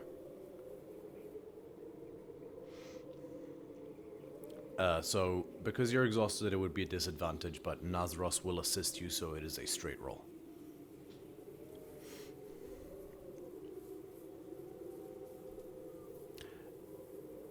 You harvest 1 day's worth, one thing of rations from the goat. It was a D4 based on a success check.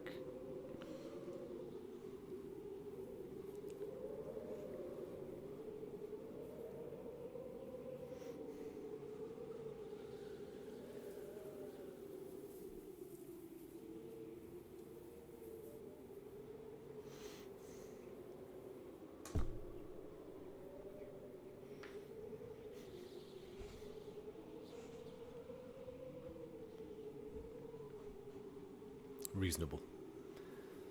Very well. You guys set off again, and a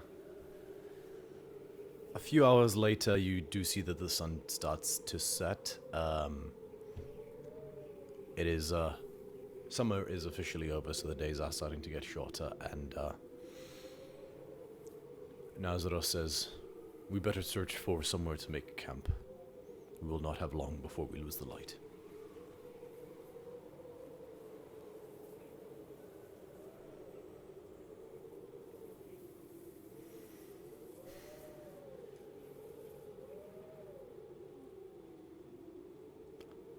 Make a perception check. Or survival, your choice.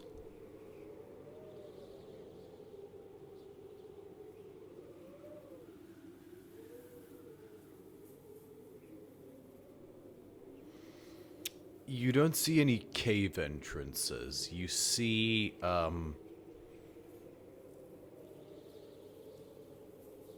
there's a point where two mountains you guys are sort of nestled between the mountains. That's what you're trying to sort of be economical. You're not scale them when you can. There's a point where two mountains are a little close together, and you sort of are able to quickly slide down into this place, and it's sort of like a again, it's almost like a little ravine, basically, like a long pit, essentially. Which, whilst not a cave, does seem a little sheltered from the wind, and flat enough that you could put some bedrolls down.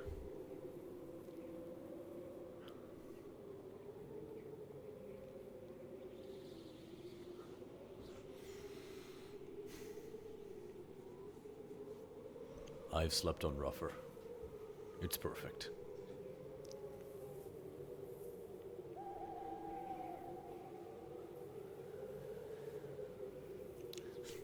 Such a social. I was really busy talking to people, you know, like Julia Roberts, you know how it is.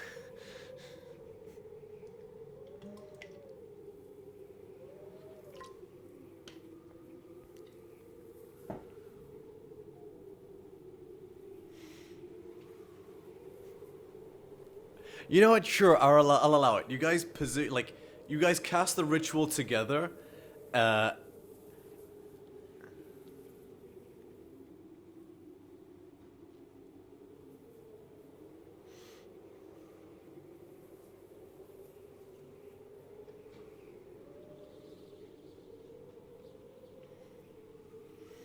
yeah, you guys cast the ritual together and basically produce the two huts are joined together, just like there's an actual like little tunnel entrance between the two of them because they're like a Venn diagram basically.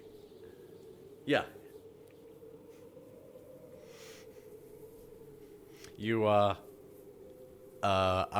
regaled, as in you are not assaulted.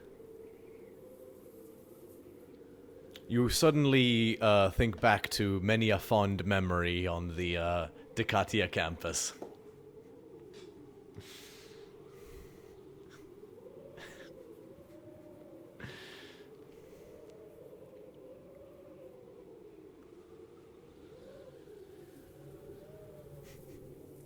I think that's you.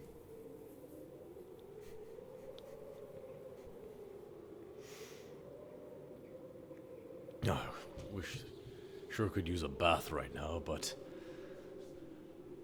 make do, I suppose.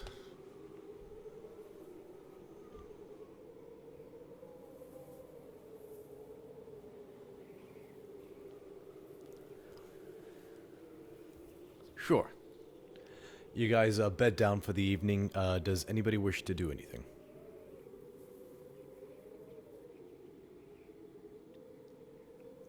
Very well. Exhausted from everything. Yeah?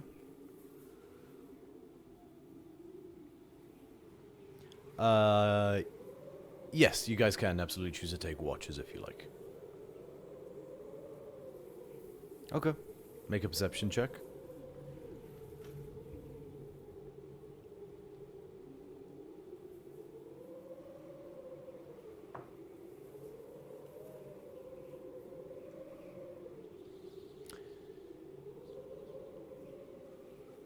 You don't sense anything. It's a very still, very... In the mountains, the mountains themselves seem to swallow all sound right now. So, a calm watch goes by without event. Who's taking the second watch? Hilira, please make a perception check.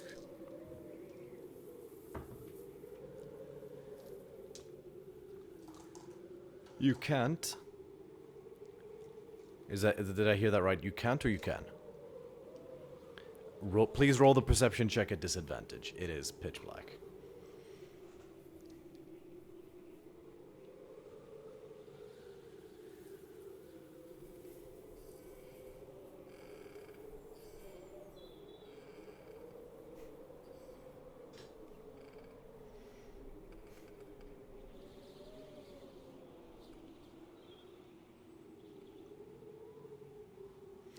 Yeah.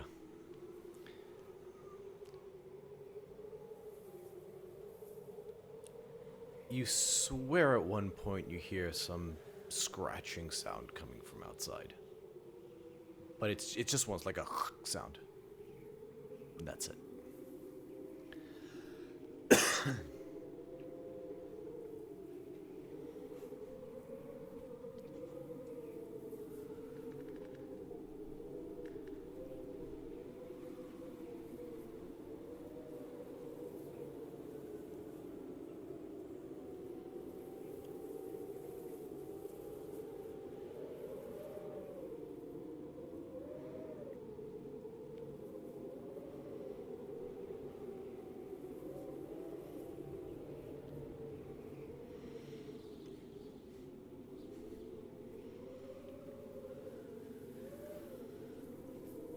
Okay.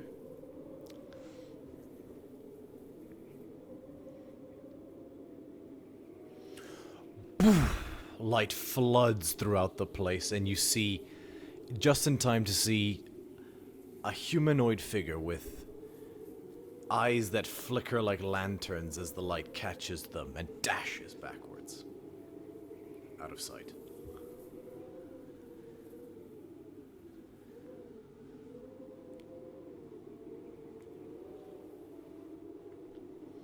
Basically, the figure was too far away to see, for the light to hit it, but enough light, hit its eyes that they sort of did that, animal thing where they, like, reflect.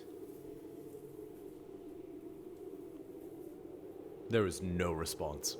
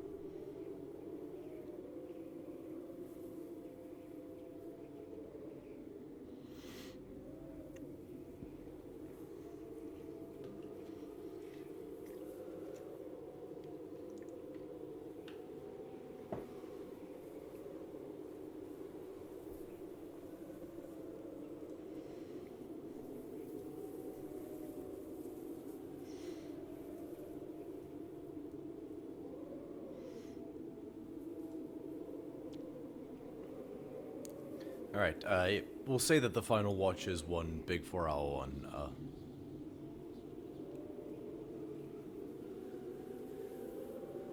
That's gonna wear off as soon as you fall asleep, isn't it? Light cantrip's only 10 minutes, isn't it? Or an hour.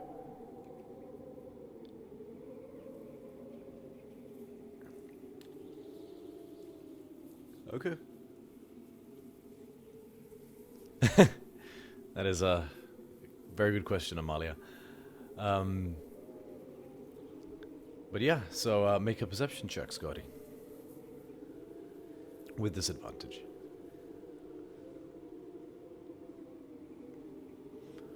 No, not with the torch. The DC is higher though because the torch doesn't pierce that far.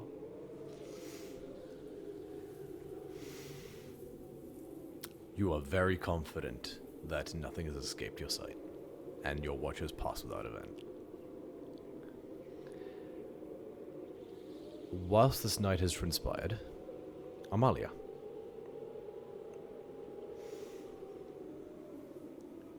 You feel the weightlessness of sleep come to you after your watch is over.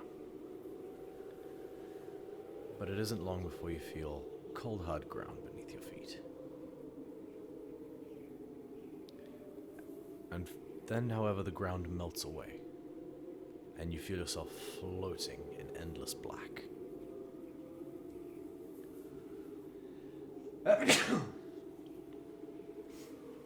You feel a force pulling you forwards against your will, and the wind rushes past you, but around you, nothing.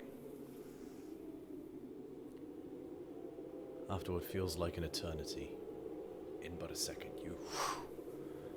and out from the darkness, the familiar, gaunt, horned, skeletal form of the god of the underworld. Whip slowly coiling and receding from his arm to rest at his hip. His skeletal, his ribs as ever protruding outwards. Nothing from his ribcage down but the remnants of his spinal column. Skin almost pulled taut across his skin, across his bones like a corpse. And the familiar two long horns that form an almost omega shape. But it isn't just him. You see a sort of black wood table of sorts in front of him, and just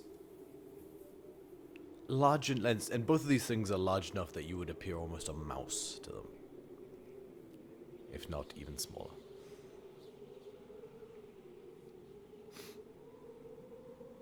And you watch as Erebos reaches behind the table and sets 2 golden coins on the table and slides them forward.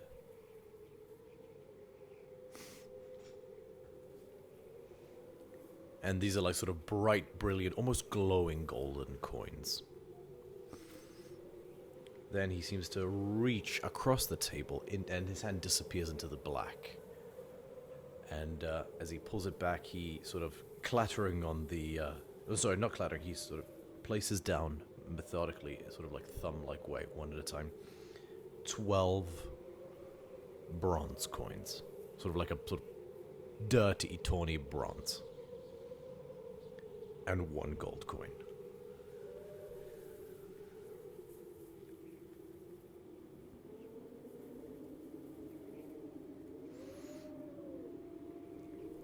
He looks at the 2 gold coins and looks at you. A steep toll. Flicks them and they just slide across the table and disappear into the black behind you. And he looks at the 12 bronze coins and the 1 gold coin. But a fair price. And you swear you almost see the god smile. Before he scoops the coins up in one fell swoop. And then, with an almost lazy flick of his hand, you are flung backwards. You rush through endless blackness before waking up again with a bit of a cough.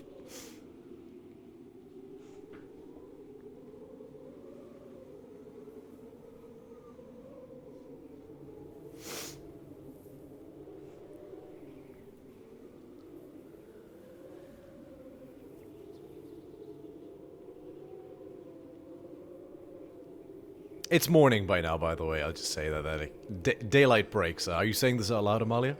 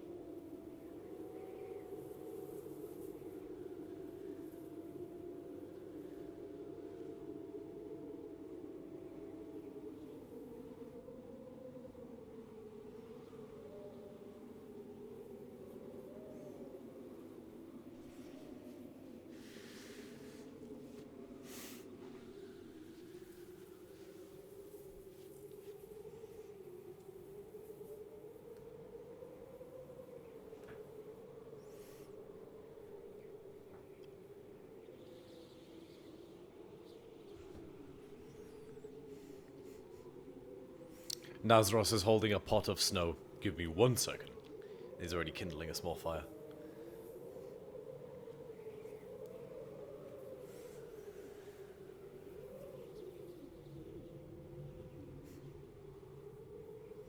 I'll prepare the goat. You finish what you're saying, Scotty.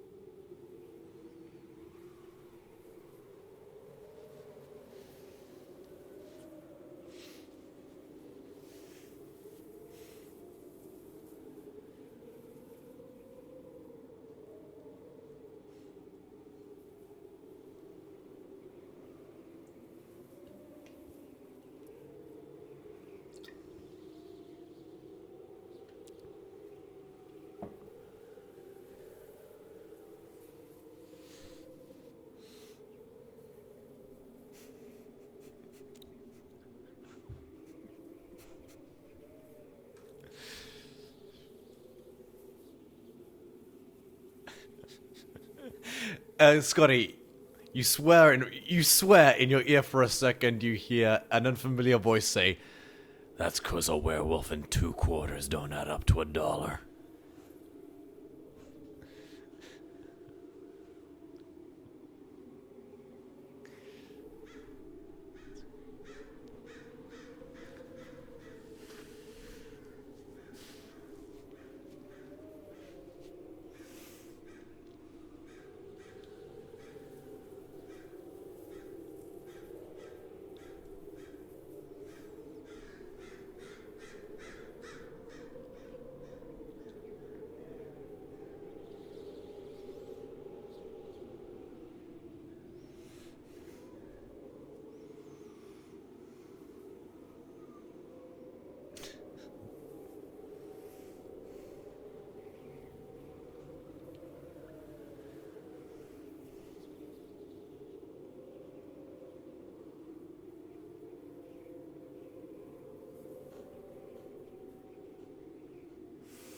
Nazros somehow has managed to flens strips of goat into a makeshift bacon.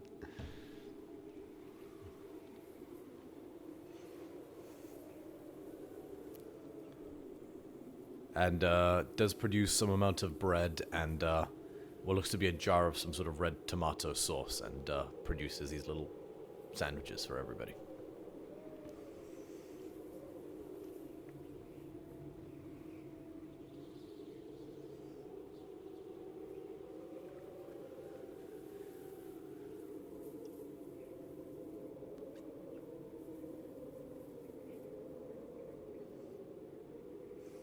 Sure, make a survival check. Man, if you roll a 1, it really is going to be sandwiches.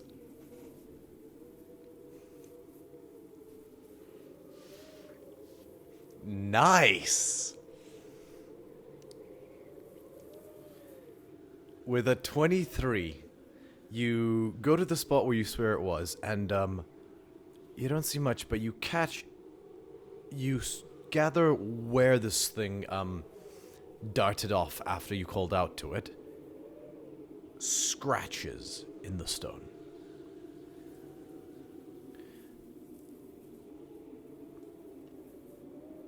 They're a little bigger, but not much. They're on the floor, by the way, and they're on the ground. Just to clarify, it wasn't like on the wall, like where a hand was. It's on the floor.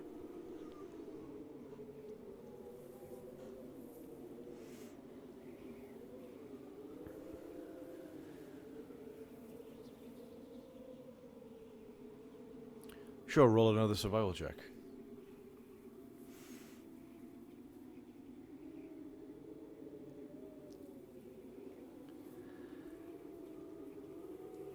With the previous 23, I'll say that you do gather that whatever this was good at not leaving a trace.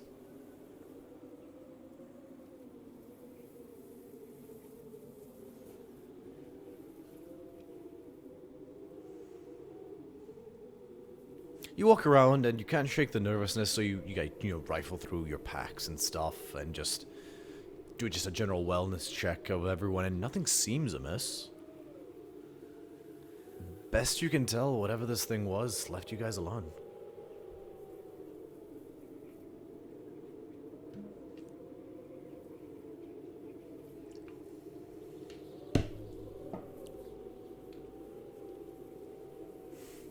Alright. You guys pack up and set off again.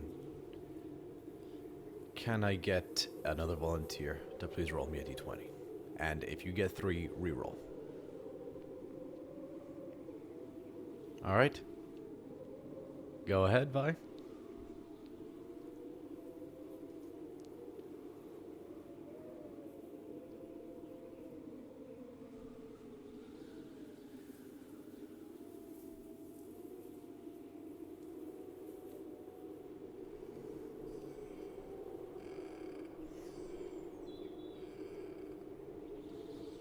Okay.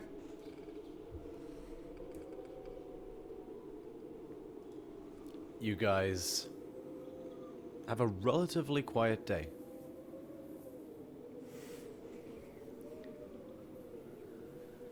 You do your best to sort of bob and weave in between the mountain ranges. You again are just trying to avoid. You're just trying to get through the mountains, not over them. So you're doing your best to hop and bob and weave through the more unsavory sections of everything. And it's not being terribly difficult at the moment, but I will need to ask for a group check. Athletics, please.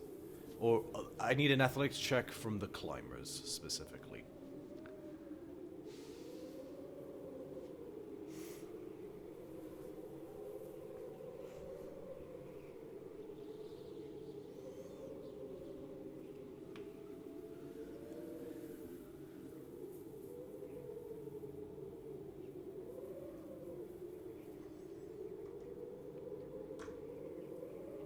Okay.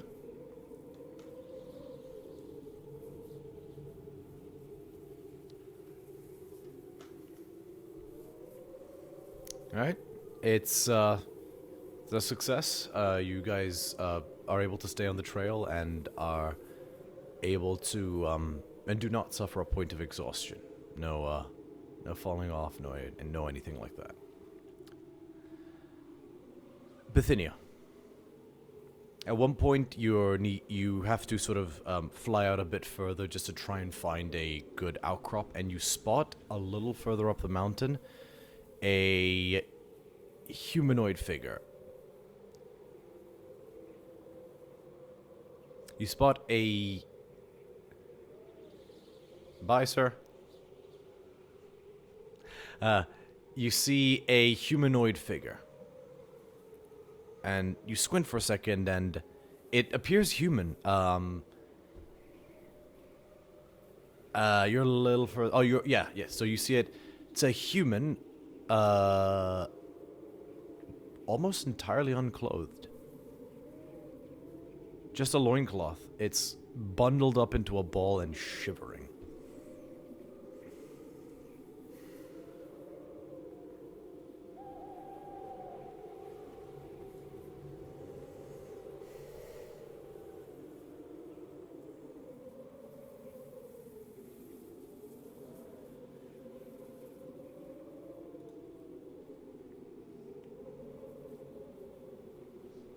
You float down and you see a boy. Late teens, tops. Incredibly toned physical body. This looks like some sort of athlete, definitely. Clad in nothing but a loincloth. But you do see... Alright, so I'll check what I wrote here, sorry.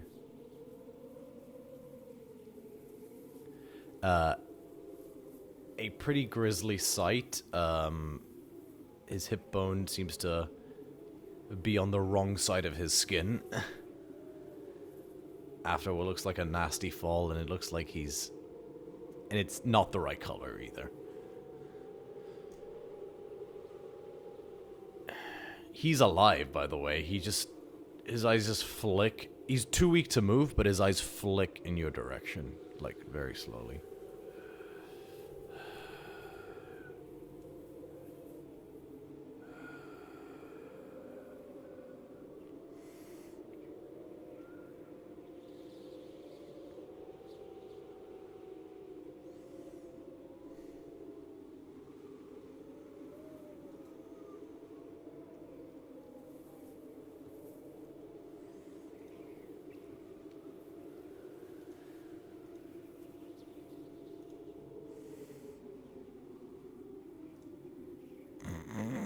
Nice.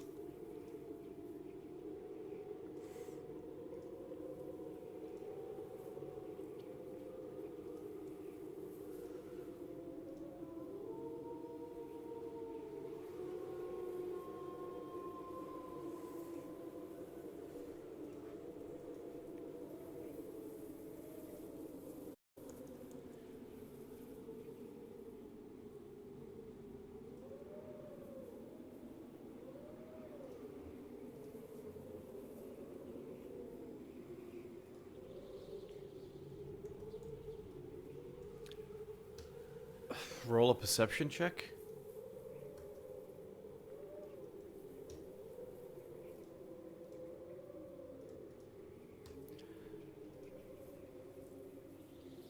His wound is definitely infected. Other than that, he just looks like a dying human.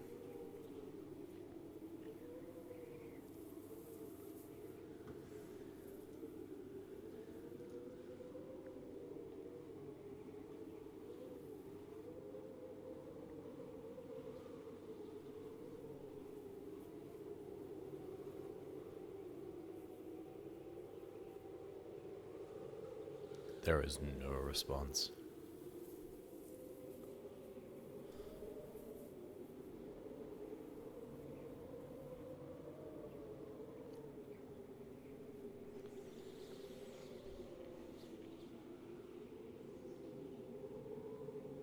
You touch it and there's a sharp intake of breath, but that is all he can muster.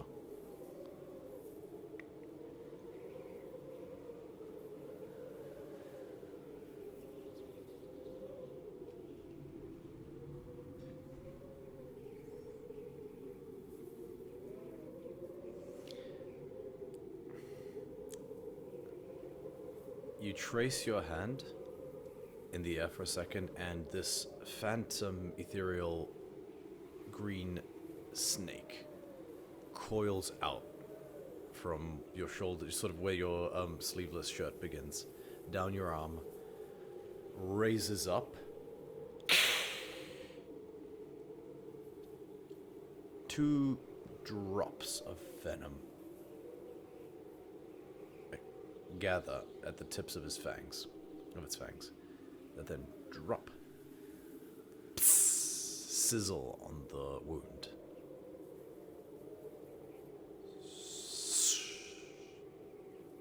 And they seem to almost wash the wound off, almost like it was never there. There's a slight as things move back into place.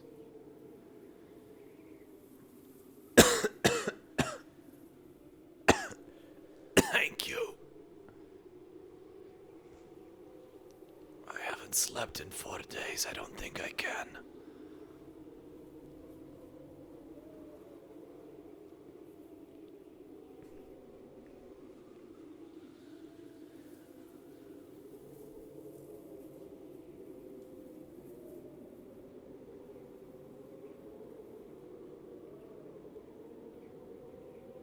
Of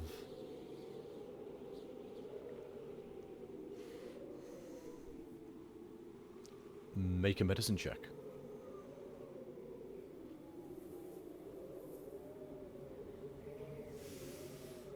There's a few scrapes from where he sort of bumped against the rock on what was probably a fall, but those have scabbed over. Nothing like that. As he sees you looking over, he says, "Lost my footing. Couldn't move from the pain. Thought I would die here."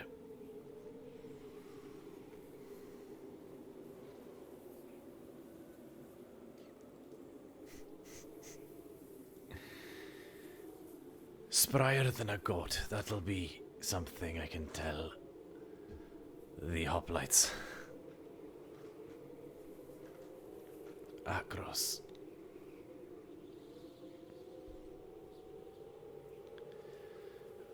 I am Nestor. This was supposed to be my trial of the wilds. Scotty, make a history check. Bithynia, you're there too, right?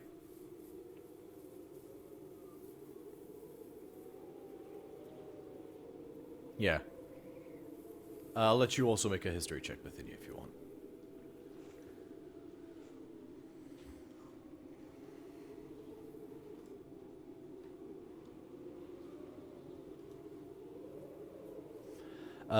Easy enough. This isn't terribly obscure knowledge.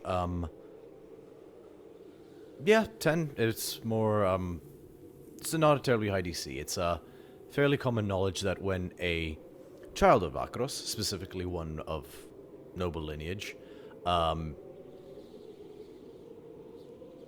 is to become a hoplite, they are set to undergo certain trials. They're trained from birth, basically, in many forms of athleticism and combat, but in order to separate those worthy to call themselves hoplite and those relegated to common foot soldier, a series of trials are undertaken, at least for the Akroan hoplites. The trials include many different things to sort of weed out those who are not physically fit enough to earn the title. One of them is the Trial of the Wilds, where they are sent off on their own with nothing, expected to survive for a number of days and return.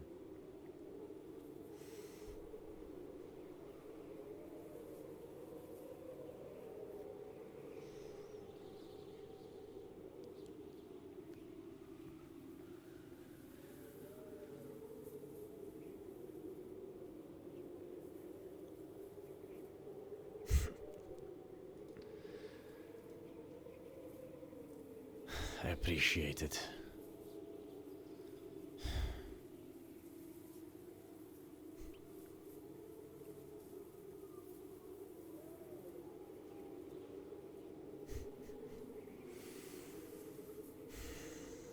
You're probably right. Still, I know I have what it takes. I just made one stupid mistake.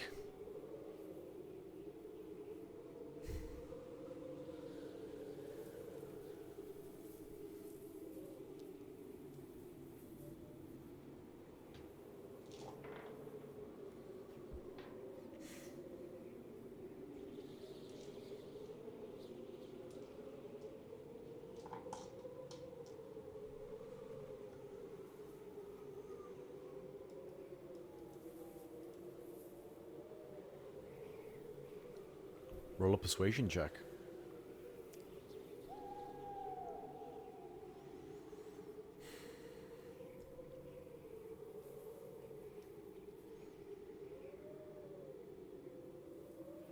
He hears what you say.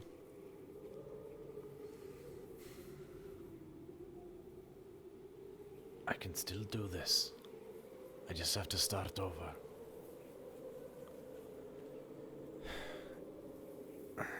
You needn't take me all the way to the city.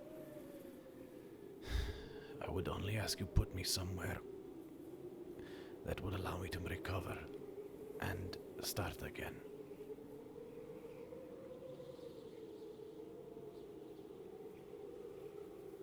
Secluded, close by even if there is one.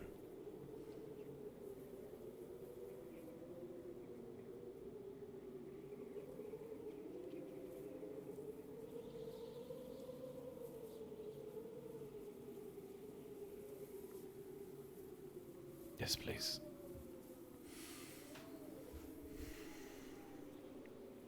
Some...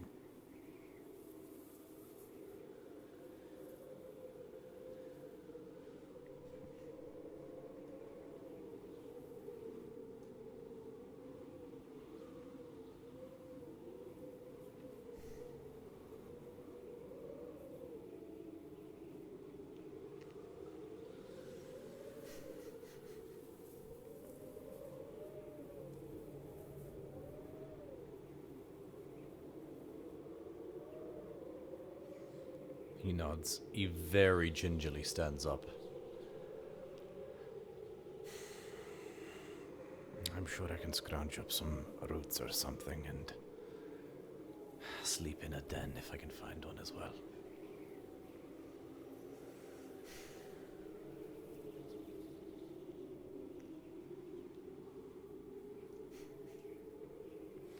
As all.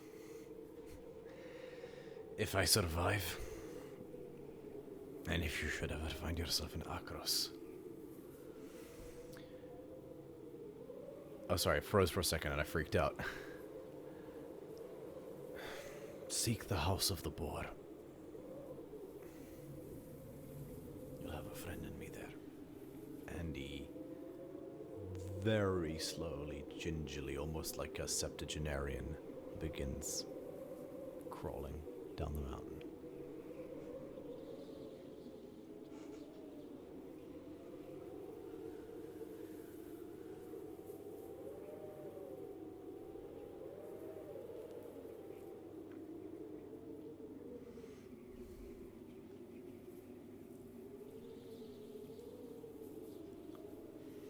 I assumed so.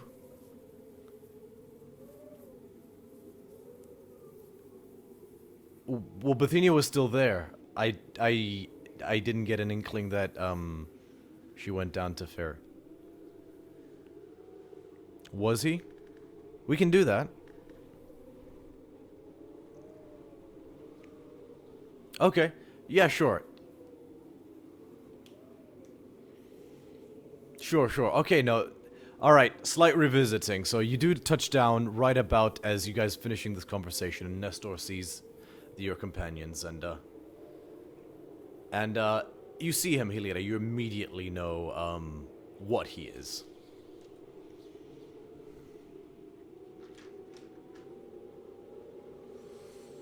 Roll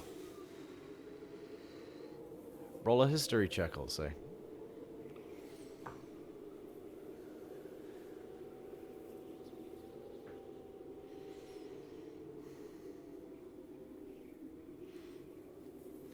You've heard of the House of the Boar?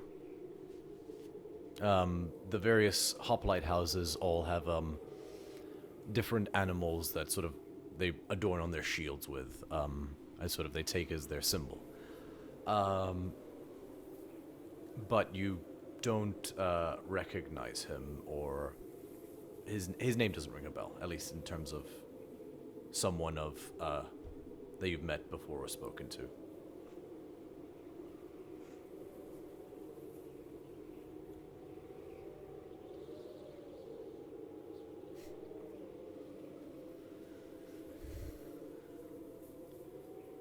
He's like walking away like a 90-year-old.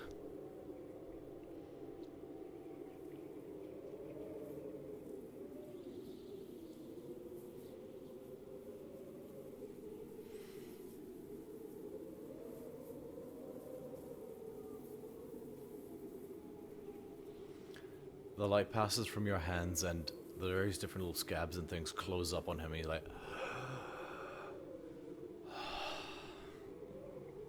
rolls his shoulders a bit.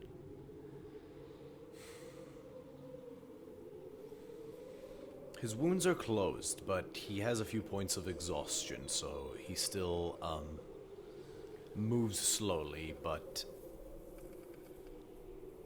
you're less worried that he's gonna like fall again now.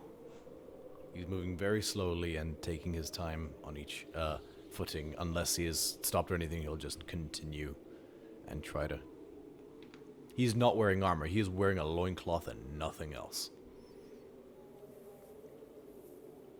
He stops.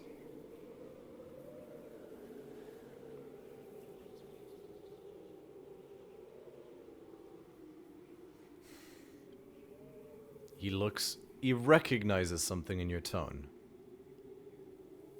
Not who you are, but where you come from. Smiles for a second, with acknowledgement and recognition.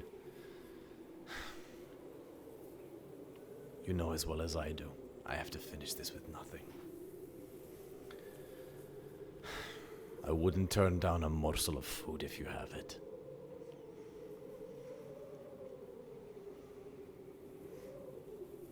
All of them? Oh, okay, yeah. He just inhales. He just sits there and just tears into it.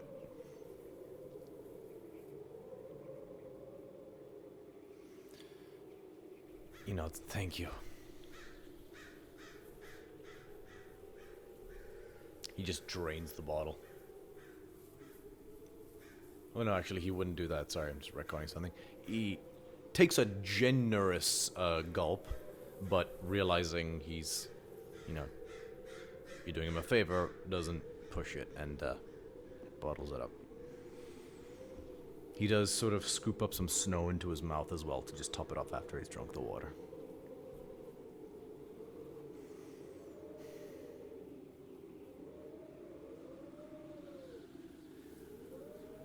Are you that much older than me?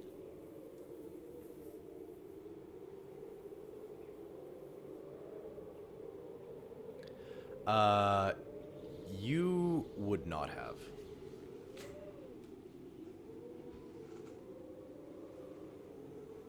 It's specifically something that those who are to become hoplites do, just for clarification.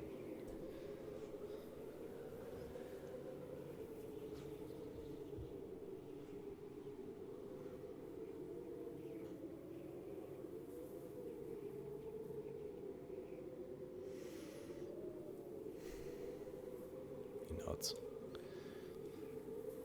Well, thank you. Who are you? Who are you?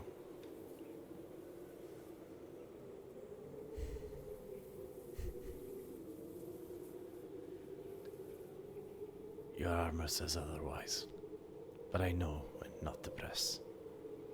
I'm just glad to be alive. Nestor.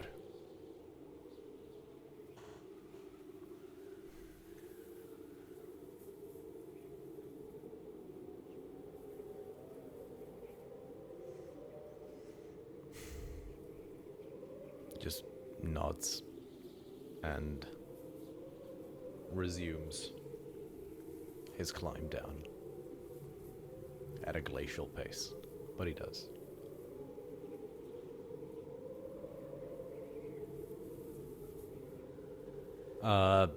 Were you trying to be subtle, Helira, or?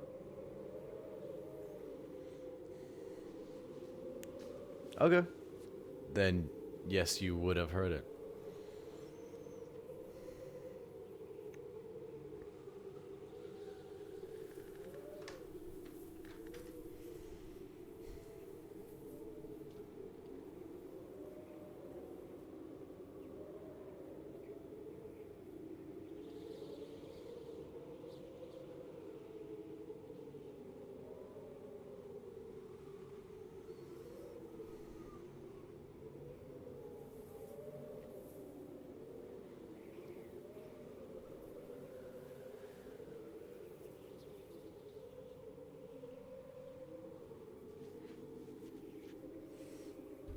Two sets of lion hands just like crest the like little outcrop and pull themselves up. What did we miss? How do you do that in full armor?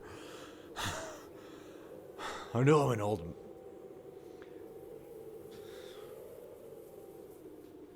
Just nods. You guys resume the climb, and easy enough managed to find another outcrop. This time you were forced to scale basically to the top of the mountain, so you do find basically a little plateaued section at the very top of the mountain that is decent enough to make camp and has a beautiful view. On one side of you, peaks. Yeah?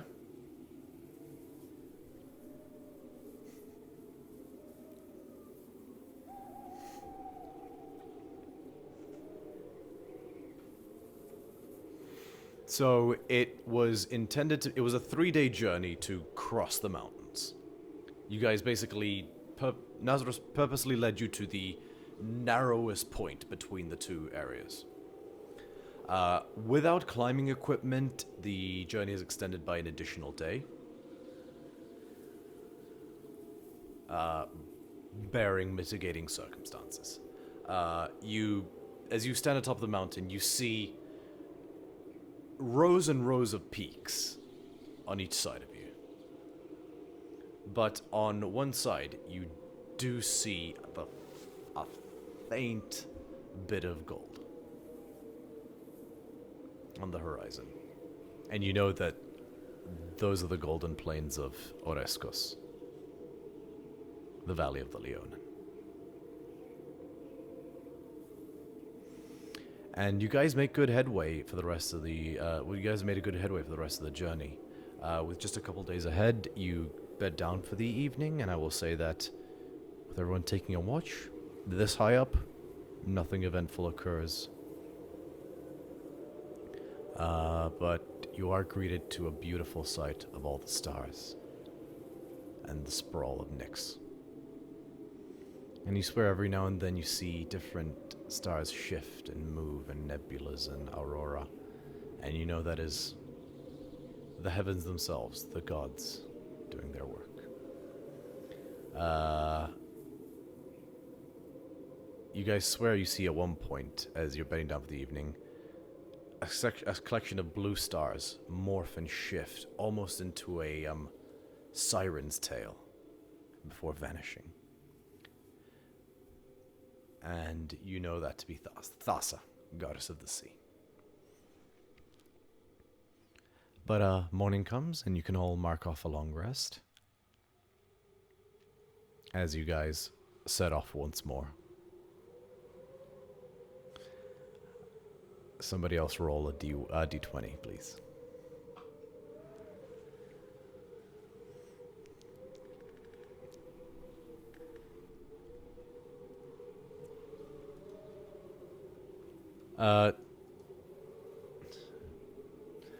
Scott, somebody who hasn't rolled yet. So we've had Violet, we've had Bithynia. So sorry, Reroll.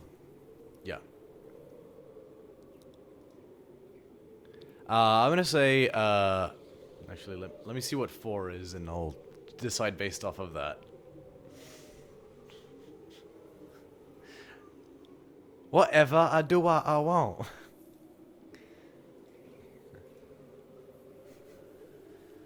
That's right.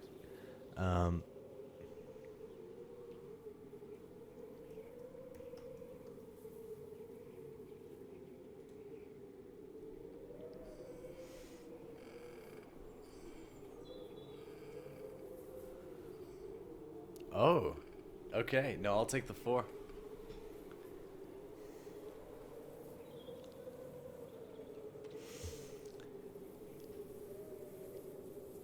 As you guys stand atop the hill, you begin climbing down, and Bithynia, since you rolled, I'll say that you, after a second, you have to blink for a second as a bright light hits your eye, and you look down and you see it sort of fades as you angle your head a little bit, but this one specific spot, the sun is striking something a few hundred feet downwards from the mountain. You see it like, not so much at the base of the mountain, but a few hours climb down. That, you know that thing where you're like in a building and there's like a building like a few, like, at the way down and the sun hits one window just right and it like pierces your retina? There is something that is mirror reflective down there.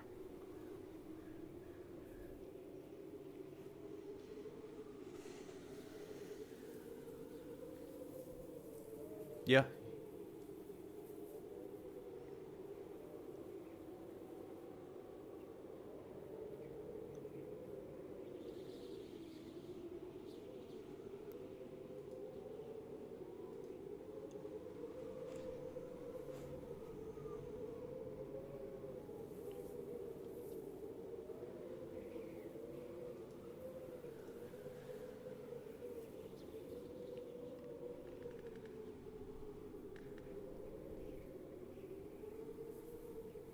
Alright, the two of you fly down. And as you guys approach the reflective surface, it doesn't so much vanish, but you see that it sort of seems to fade into a black cave.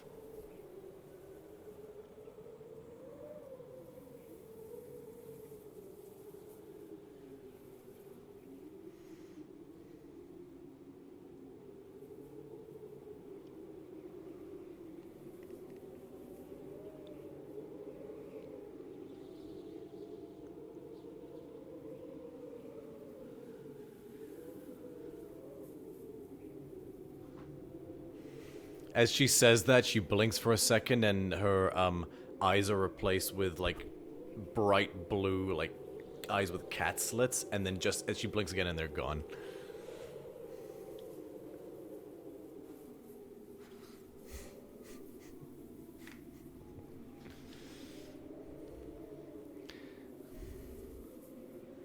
You hear in your ear, "I can give you those, you know, actually. All in good time." Yeah, you can, with your dark vision as well, just everything is almost clear as day to you. You step in, and the cave doesn't go too far back, but leading Hilira, you see you hear a tinkling sound coming from the back of the cave. And inside you see a large, reflective, silvery surface embedded in the surrounding rock, almost like a mirror.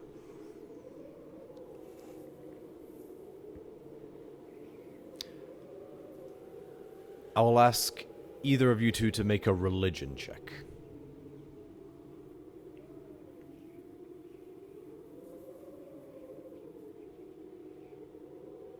Nice.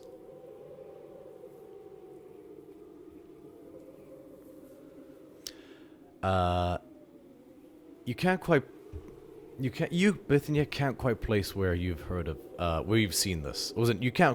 This isn't unfamiliar to you.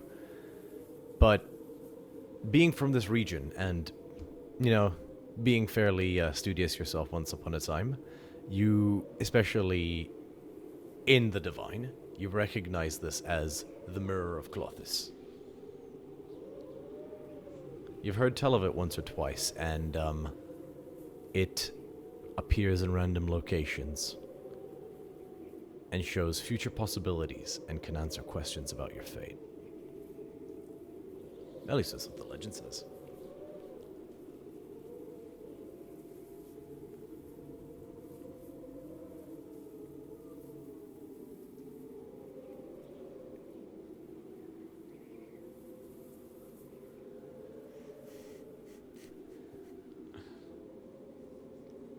You better hope she didn't hear that. She's scary.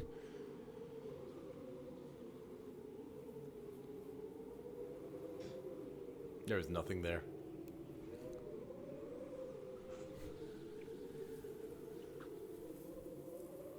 I assume at this point someone's thrown up a light cantrip as well so everyone can see. Or so the two of you can see. You guys are still climbing, I presume, right? Just making your way in that direction? Cool. No problem.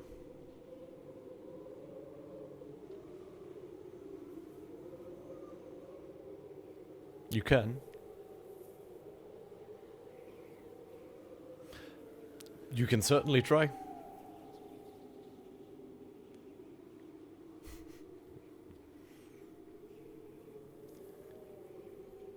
Okay. So whilst that's happening, what are you guys doing? You're presented with this reflection of yourselves.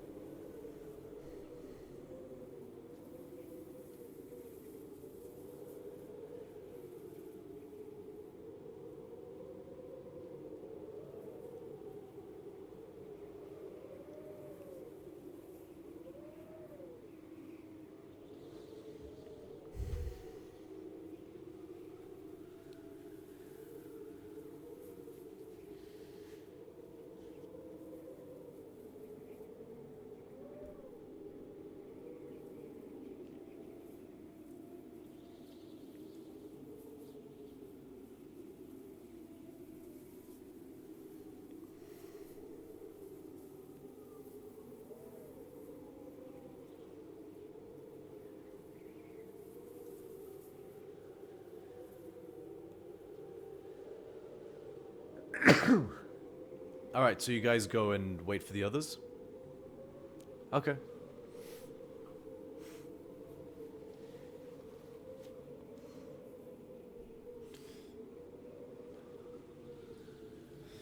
Okay.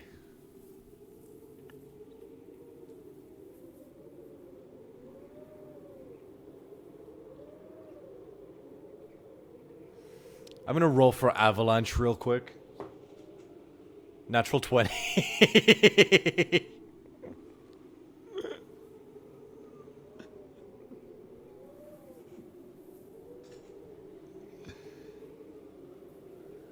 It absolutely has an avalanche. See, I didn't actually decide whether a 1 or a 20 would be the worst thing ahead of time, so I'm torn. Okay, I'm gonna say, between all that screaming, I'm gonna roll on a 5 or lower, your shouting triggers an avalanche. Is that fair out of D20? That is a 2. So you guys shout back and forth, and after a second you hear a rumble, rumble, and Scotty, you turn just to see a ginormous blanket of snow coming towards you at 100 miles an hour.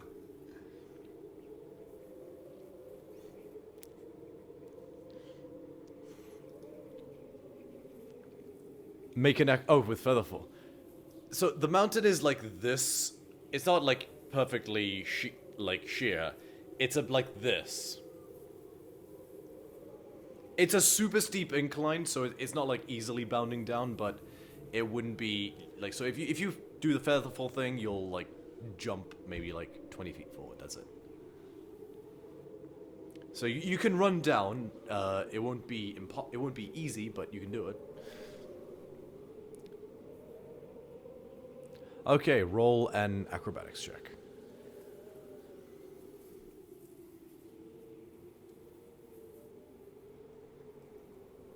You're not near them yet. 6.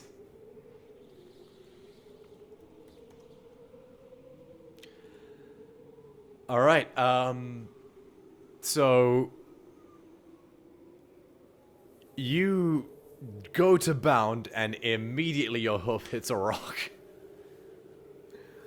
and you just face plant. Not enough to do damage, but you will not be able to avoid the avalanche as it comes down towards you. Amalia and Nazros both need to roll dexterity saving throws as well.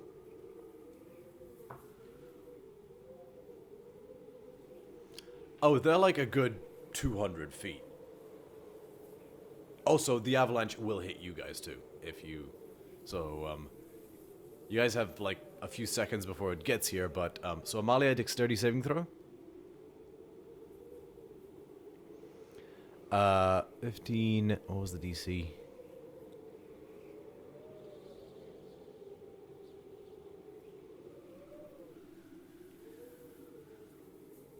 I didn't actually set a DC for this, god damn it.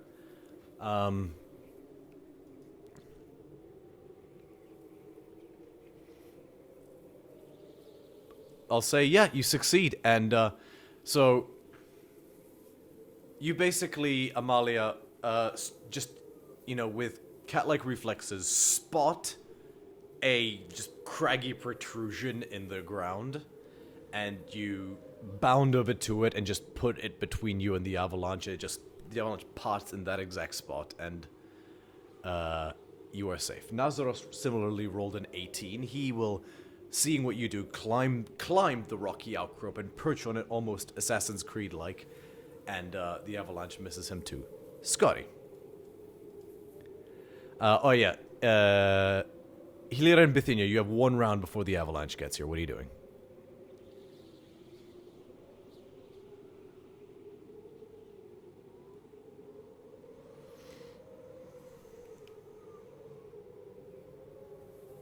He is face down on the like mountainside.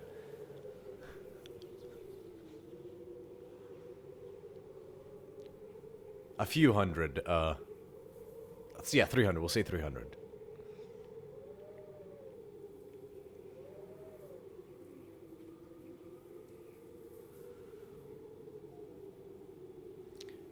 So that would be 2 separate actions. You'd have to cast it twice to teleport there. Once to get there. Do you have 2 4th level slots? Impressive. Yeah. So you'd have to cast it once to get there and once to get back.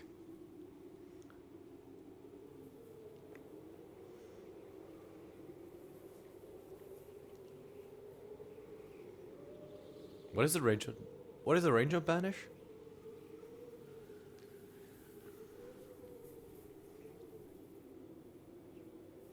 He is swallowed by the avalanche at this point, unfortunately, so you need to decide what you're doing.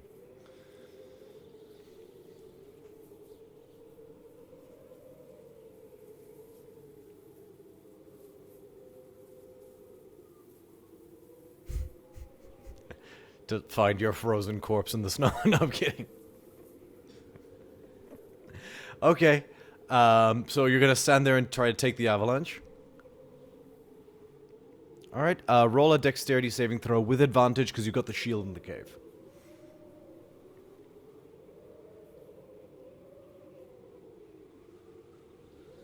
While you're rolling that, Bithynia, what are you doing?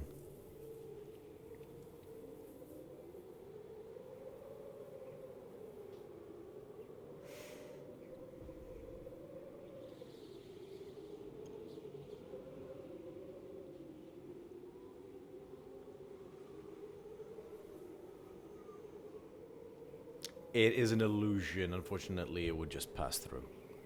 At this point, Couplet just flies straight up. And it's just...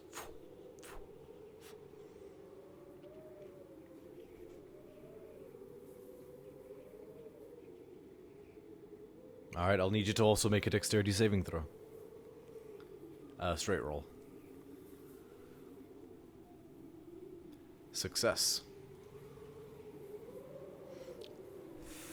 Failure. So, Helira, you're able to basically back into the cave with the shield, basically just make yourself as small as possible, and you can let the avalanche pass you by. Bithynia, you are, fortunately being at the mouth of the cave, you're only moved as far as the cave goes, which is about,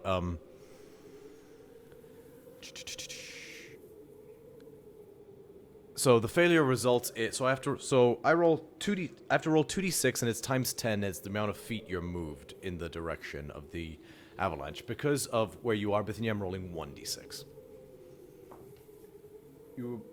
4. You are moved 40 feet towards, and you hit the back of the cave. Just not enough to do damage with the rock, but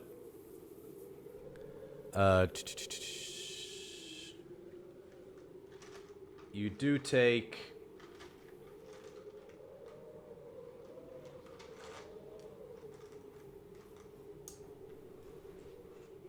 Yes, instant death. No. Damn it, where are the d4s? I need a better system for my many, many dice. Oof. 5, 8, 12 points of bludgeon damage. D4 for every 10 foot moved.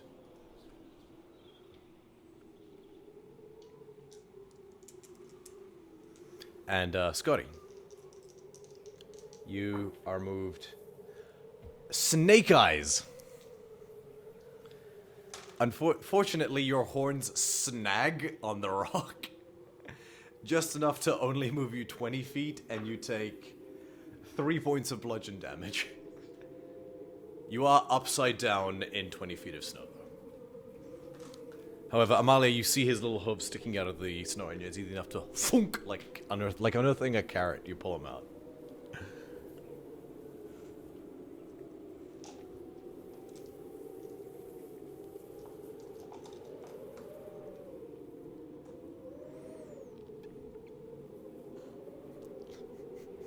Nazareth says, "You can speak, just don't scream."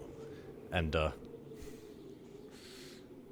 he waddles, he power waddles down the rest of the way, and you guys all gather at the base of the cave that is now filled with snow. Speaking of which, you guys are able to dig them yourselves out eventually. Can I get both Scotty and Bithynia to roll a d6? Because you guys had to dig yourselves out. We had to be dug out.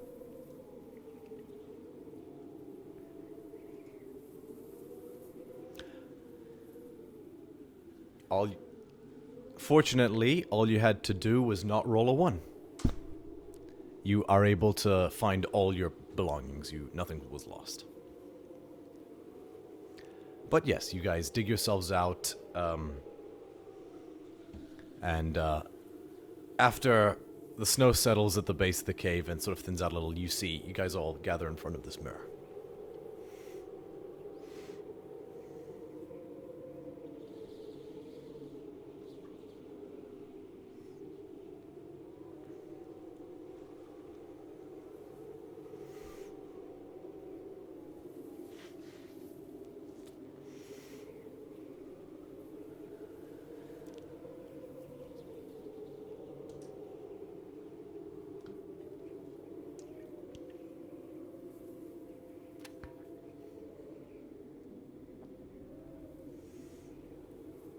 Amalia?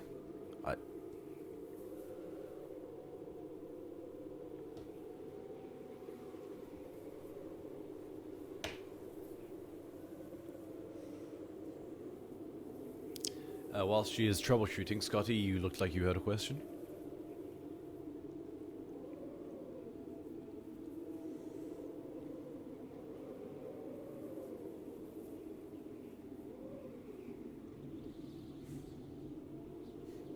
Nazros is going to make his own religion check, just real quick.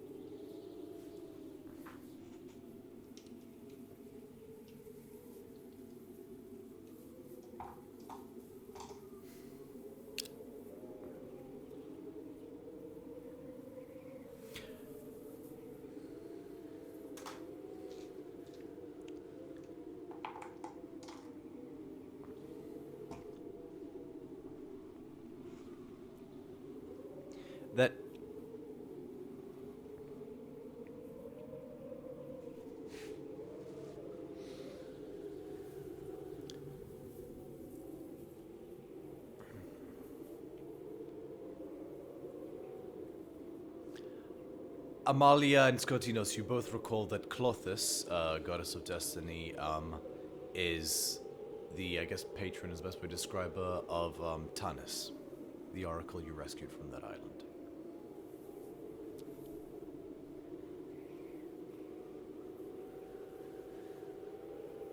Just your own reflection. But it shimmers for a moment, and you see a collage of places and people. Some familiar, some not.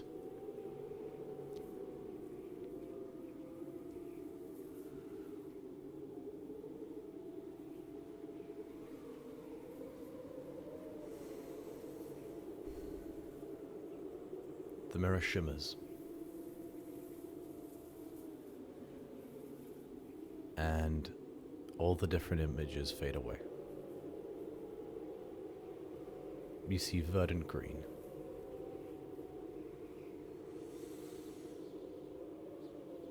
That is met with piercing blue.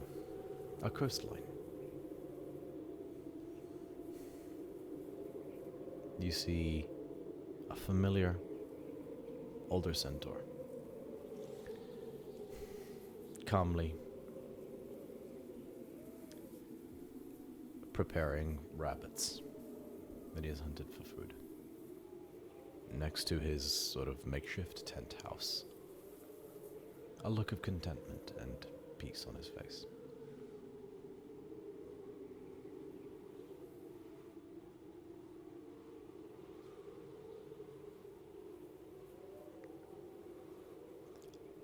Bung! And then the image fades away.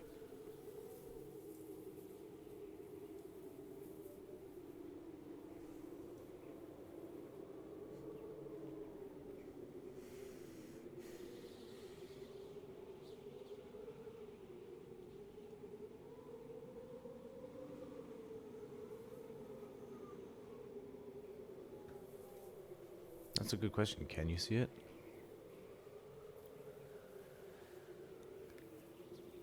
I will say yes. I will say yes. You guys can all see the, yeah, you guys see... You saw Jason, and you saw him retired and happy.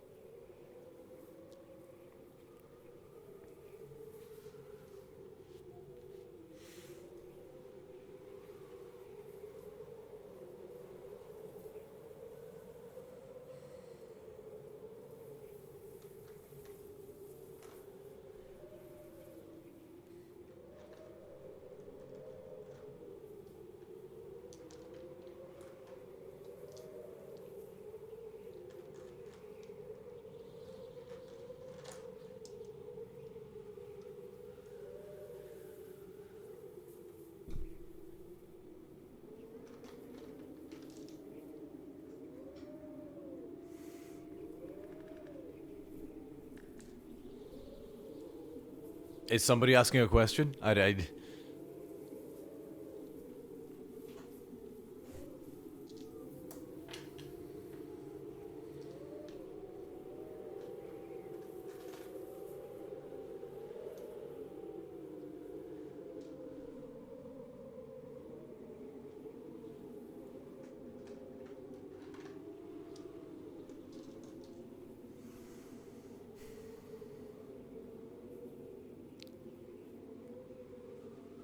The mirror, the various different collage of images that you see now fade away once more. And it seems to rush across nebulous clouds before the clouds clear. And how do I put this?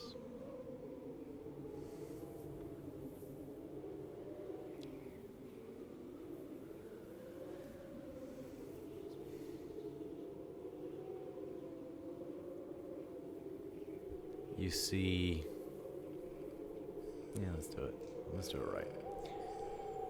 You see Calliope sat in what looks like some tavern somewhere.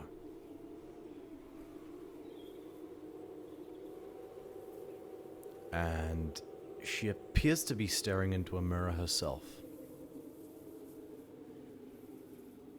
until you notice that the mirror is dressed in studded leather armor and has a scar on its cheek.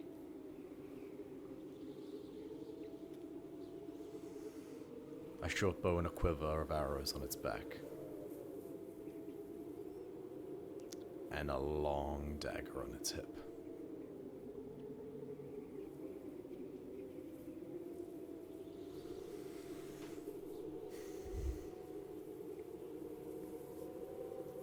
They're halfway through a bottle of wine, or jug of wine, and they have various scrolls and tomes laid out on the table in front of them, and they appear to be deep in chatter.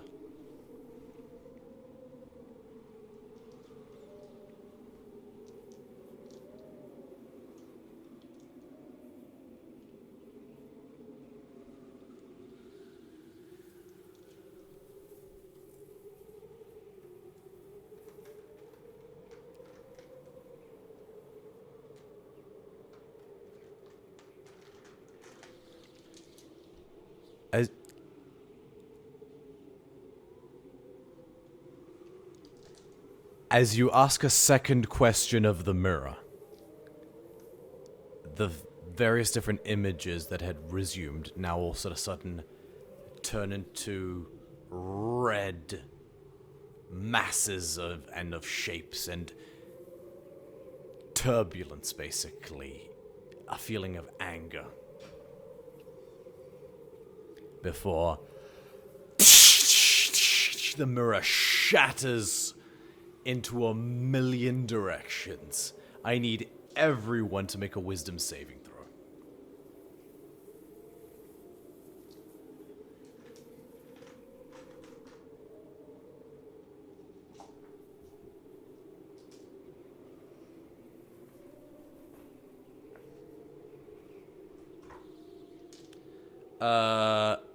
Not in that way, sorry.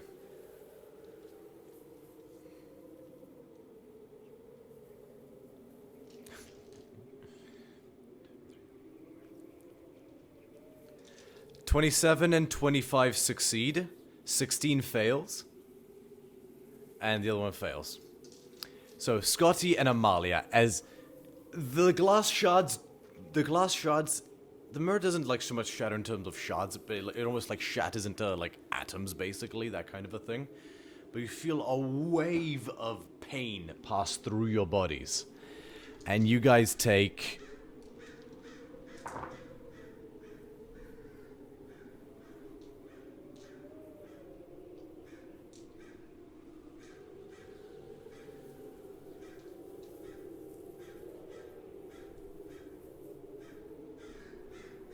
24 points of psychic damage. I rolled really low.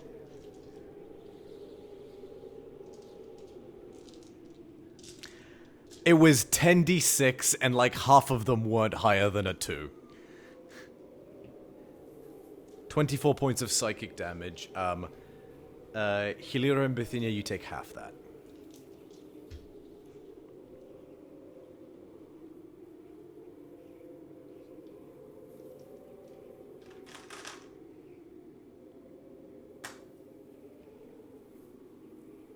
Yeah, half of 24, which is 12.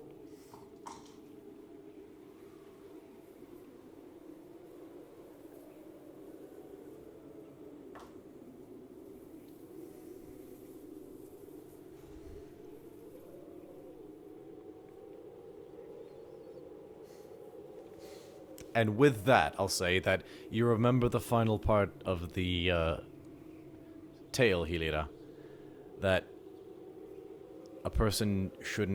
no one person should ask more than one question of the mirror.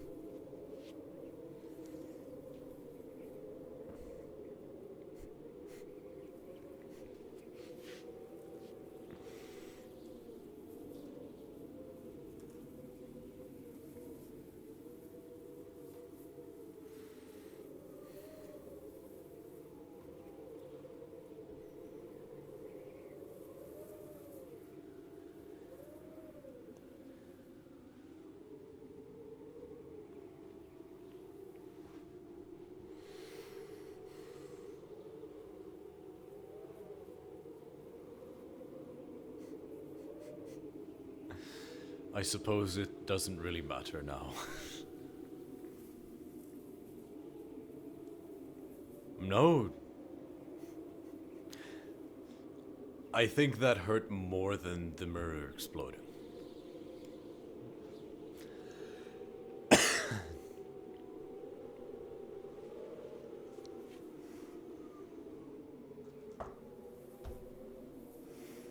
I guess you'll have to find out.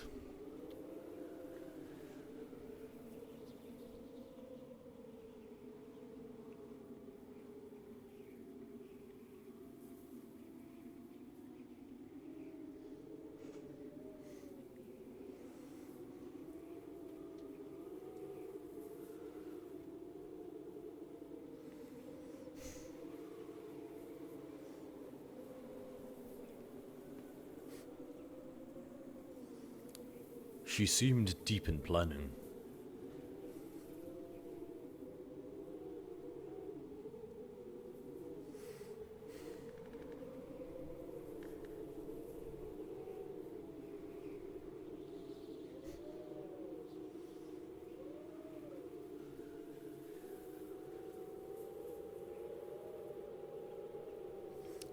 One of those papers was definitely a blueprint.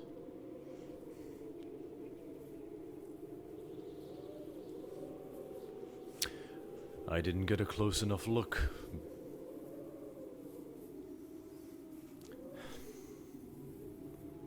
But I digress. Shall we press on and get some more war?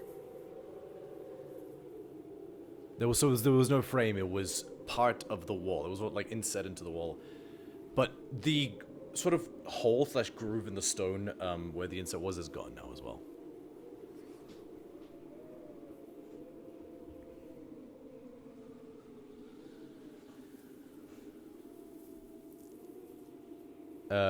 Sure, make an insight check. Which remark specifically?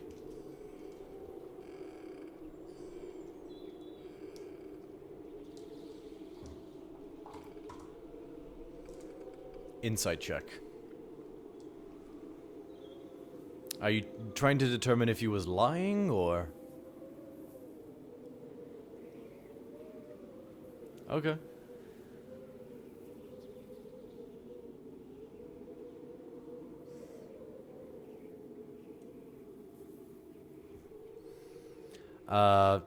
So you know that he saw the same thing, you guys did. And with a 23, I'll say that you gather that without any necessarily attachment to the people in the frame, he sort of looked more at the papers that were on the table, and he got a good look at one of them, and he recognized what was on it, which seemed to be a blueprint layout of some sort of building.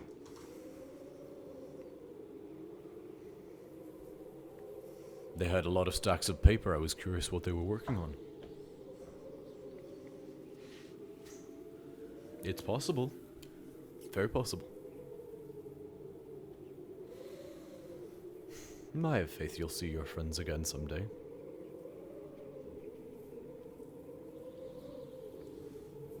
Oh, that's no trouble. We didn't even know it was here before.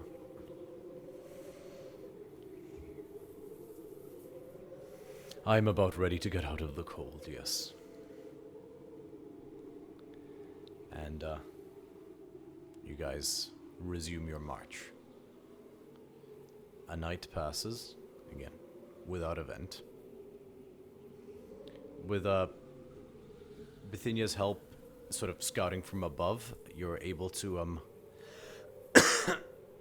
spot a very safe alcove this time around. You just take up refuge in a cave, and the watches need to be minimal in this situation, and with a tap from Bithynia's staff as well, you conceal the entrance with hallucinatory terrain, and you guys are able to enjoy a long night's rest.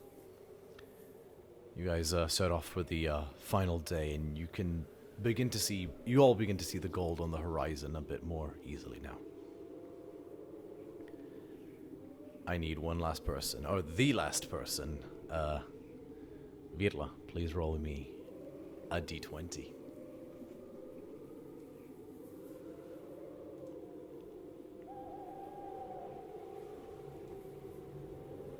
The sheep one? Oh, yeah. I remember that.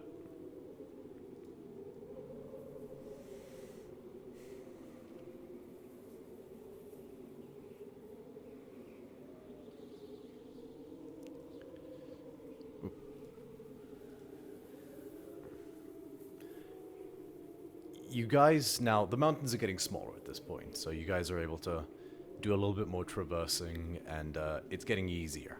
There's trees, there's more trees again. You even see in the distance a small farming settlement, though you, unless you say otherwise, decide to just press on.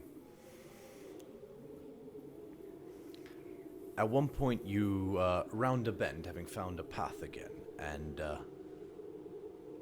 after traversing a bit more, decide to veer off the trail again to sort of take a shortcut, and passing in sort of like a straight, I guess, between a crag that seems to have split at one point, you come across a small wooden chest.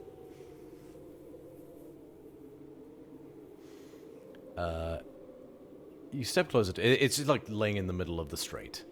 You step closer to it, and it seems to be made out of a dark oak. Brass edge clamps seems to be kept shut by a clasp and a drawbolt. There's a simple black meander pattern decorates the rim of each face, and danger is scrawled in charcoal across the front.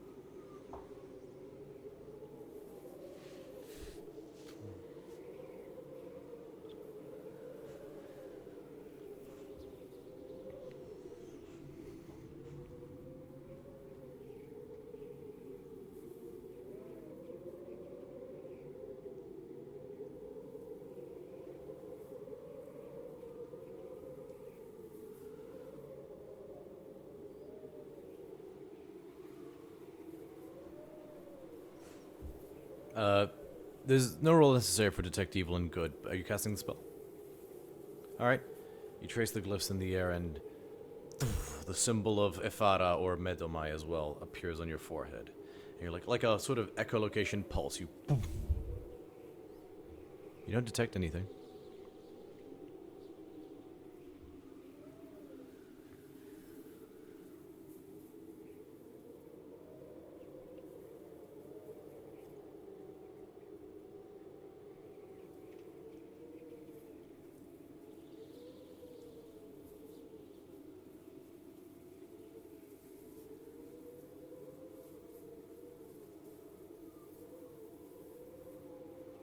It doesn't look 3 feet thick.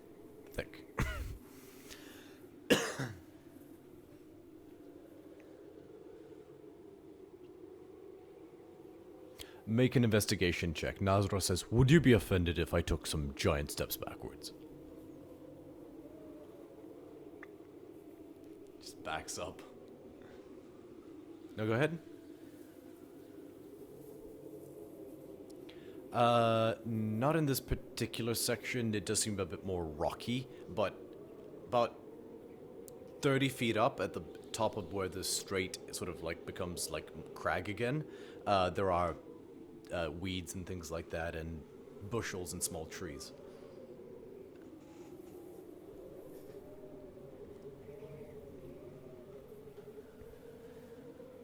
You'd have to climb, but sure.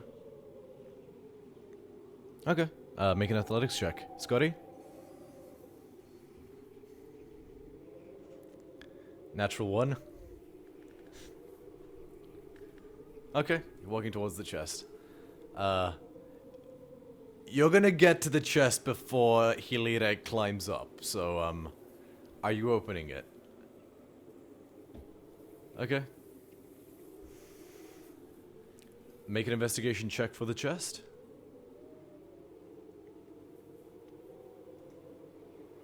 Just see a simple black meander pattern and the words danger.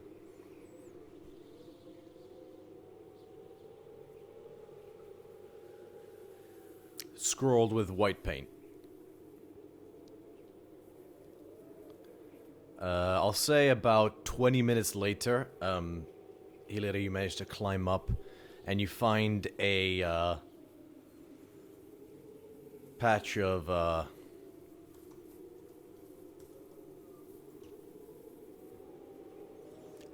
horta, which is like this sort of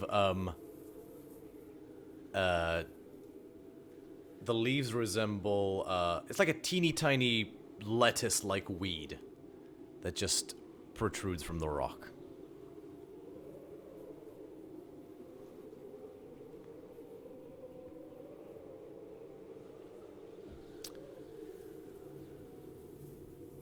And you extend your consciousness, and you feel a presence there.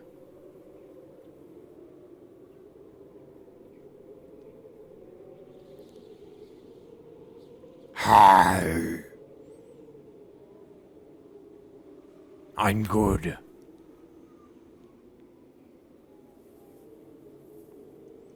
I don't know.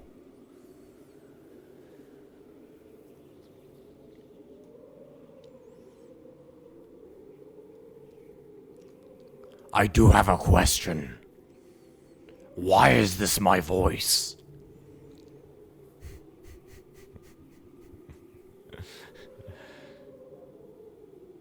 Sorry. I don't know how it kind of just happened.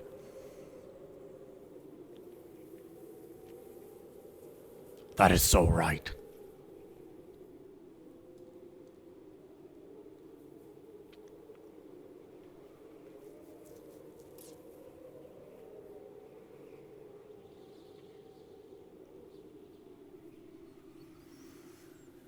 Unfortunately, no.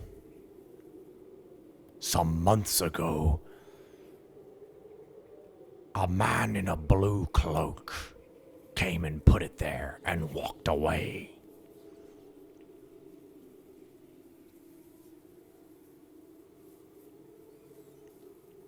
He had shiny armor on.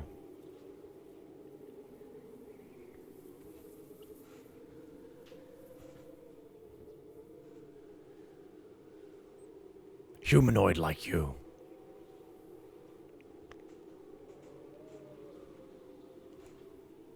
He had a funny beard.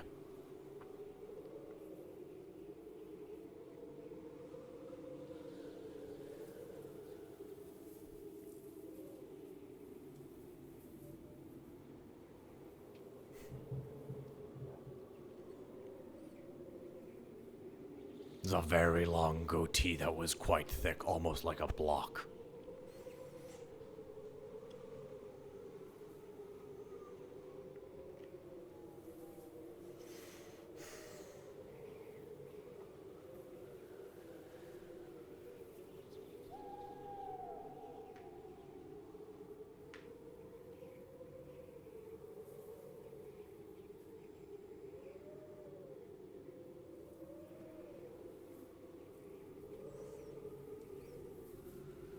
You're very pretty.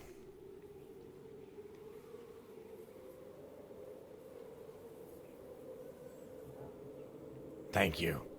Sorry it wasn't more insightful. This is the first time I've had thoughts.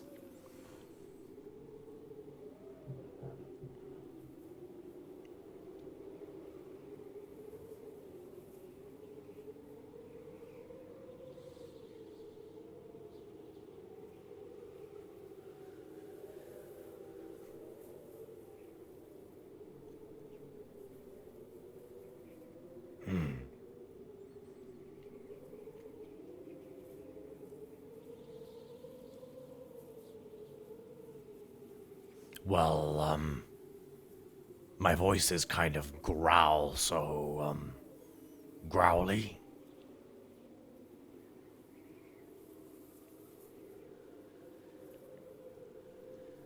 May I ask something?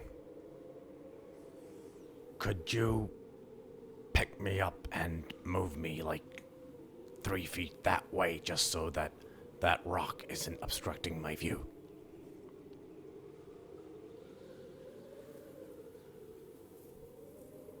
I think so.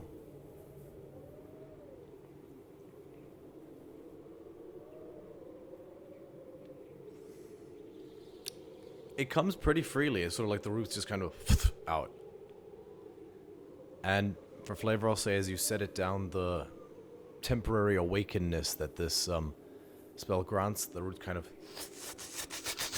all find purchase again amongst the rocks in a slightly more good view spot. Alright, what are you guys doing?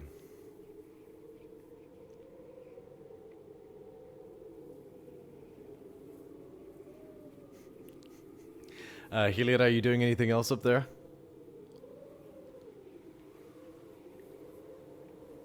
Bye.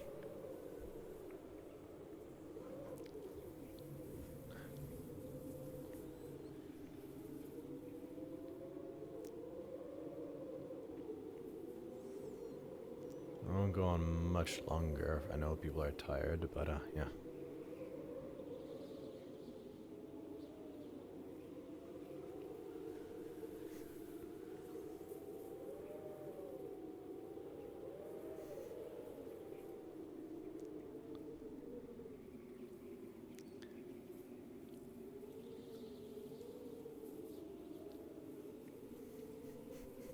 Scotty, do you allow this to happen? Okay. You guys all gather at the back. Amalia, you produce an echo, and you use your ability now, which lets you treat the echo kind of like a familiar. And you see and feel from the echo's point of view, and you... How far back are you guys? Just so I've got my... Okay. Is that a speak for everybody? Okay. Well, you guys could wait for Helida to have climbed down and get to say, yeah. 10 minutes later, your eyes are all backed up. So you're 30 feet away, Amalia? Alright, you step forward and do you open the chest?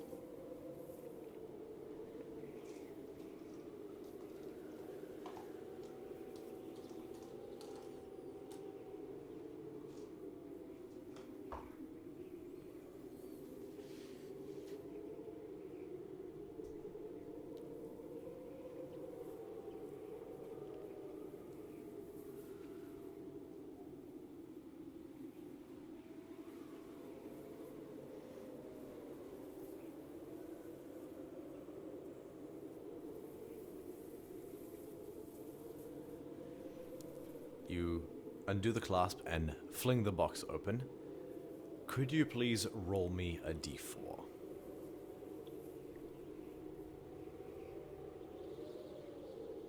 You can do it IRL if that's easier. It's the dice that looks like a little pyramid. Oh my god. Do I ever get to not, like... 2? Let's have a look.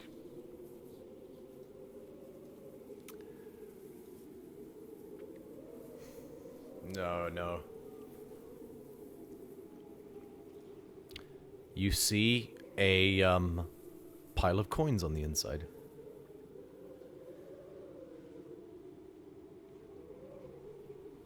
You pick one up. Looks like drachmi. The minting appears to be a little old, but they feel as real as the echo can tell.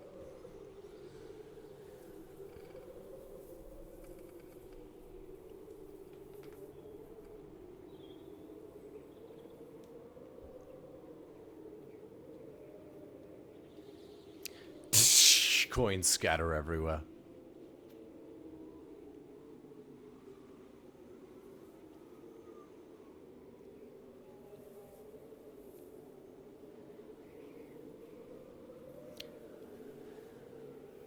Yeah. You got spells to burn. Again, nothing. No detection.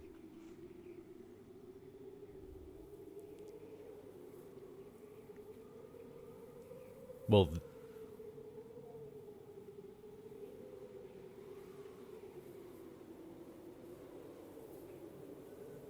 I don't believe I've heard that tale.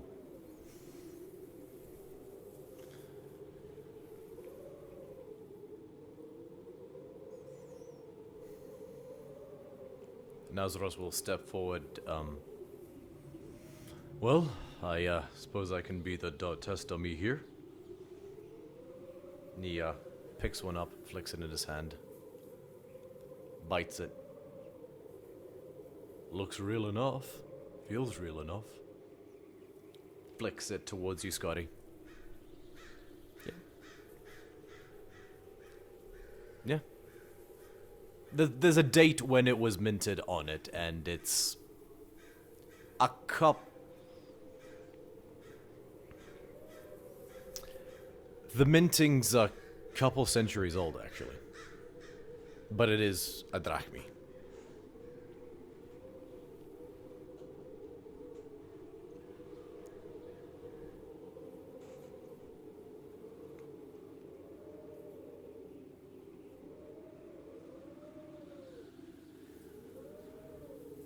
I assumed you emptied the entire contents. Fortunately, this is a strait, so didn't travel too far, but they scattered everywhere.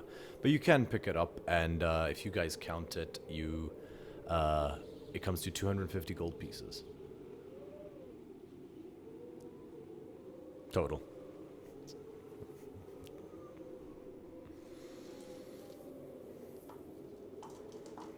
Listen, not all the options were treasure, so count your... Not all the D4 options were treasure, so count your blessings.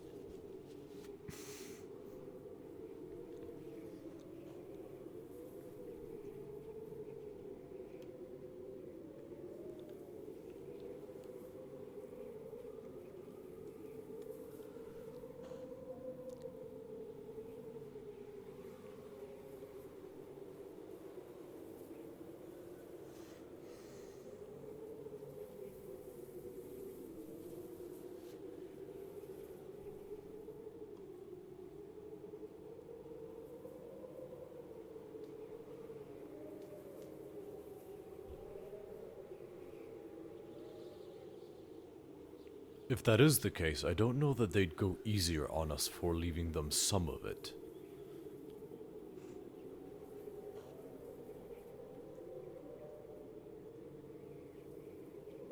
In for 250 of them? A little wordy, but it works. Well, no skin off my teeth. I would just ask that we are a little bit in a rush. Time is of the essence. I apologize.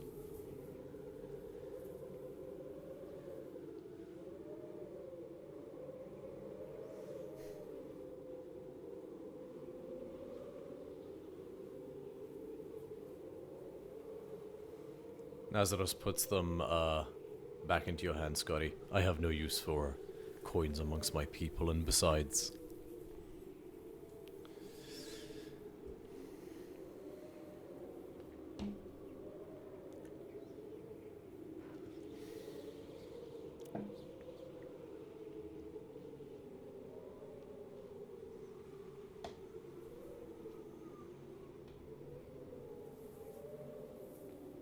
reasonable. And Yep.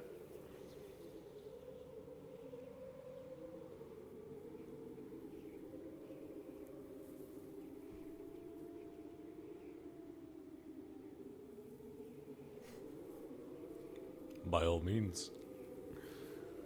You do that? Alright.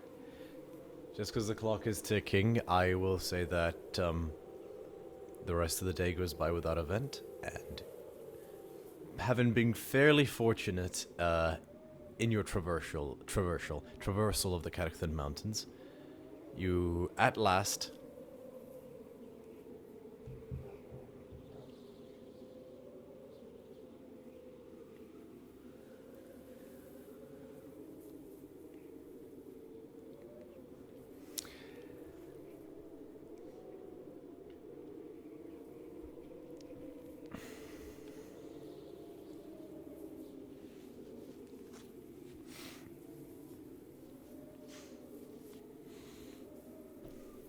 and you hear in your ear, Helena, and you guys have no idea how close you passed to a Minotaur raiding party.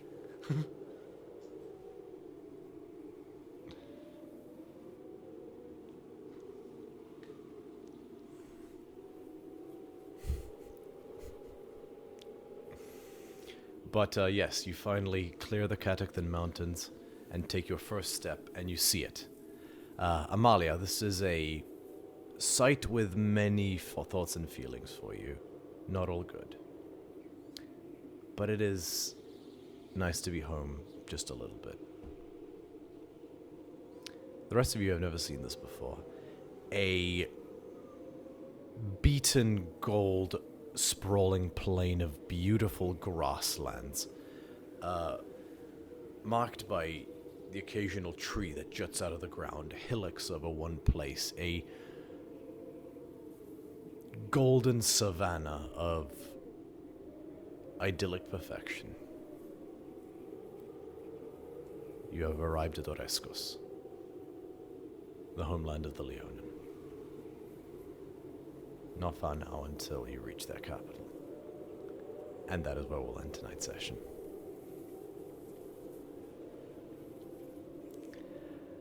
Thank you so much to anybody and everybody who may have tuned in. As always, we love you very much. Have a good evening. We are DC30.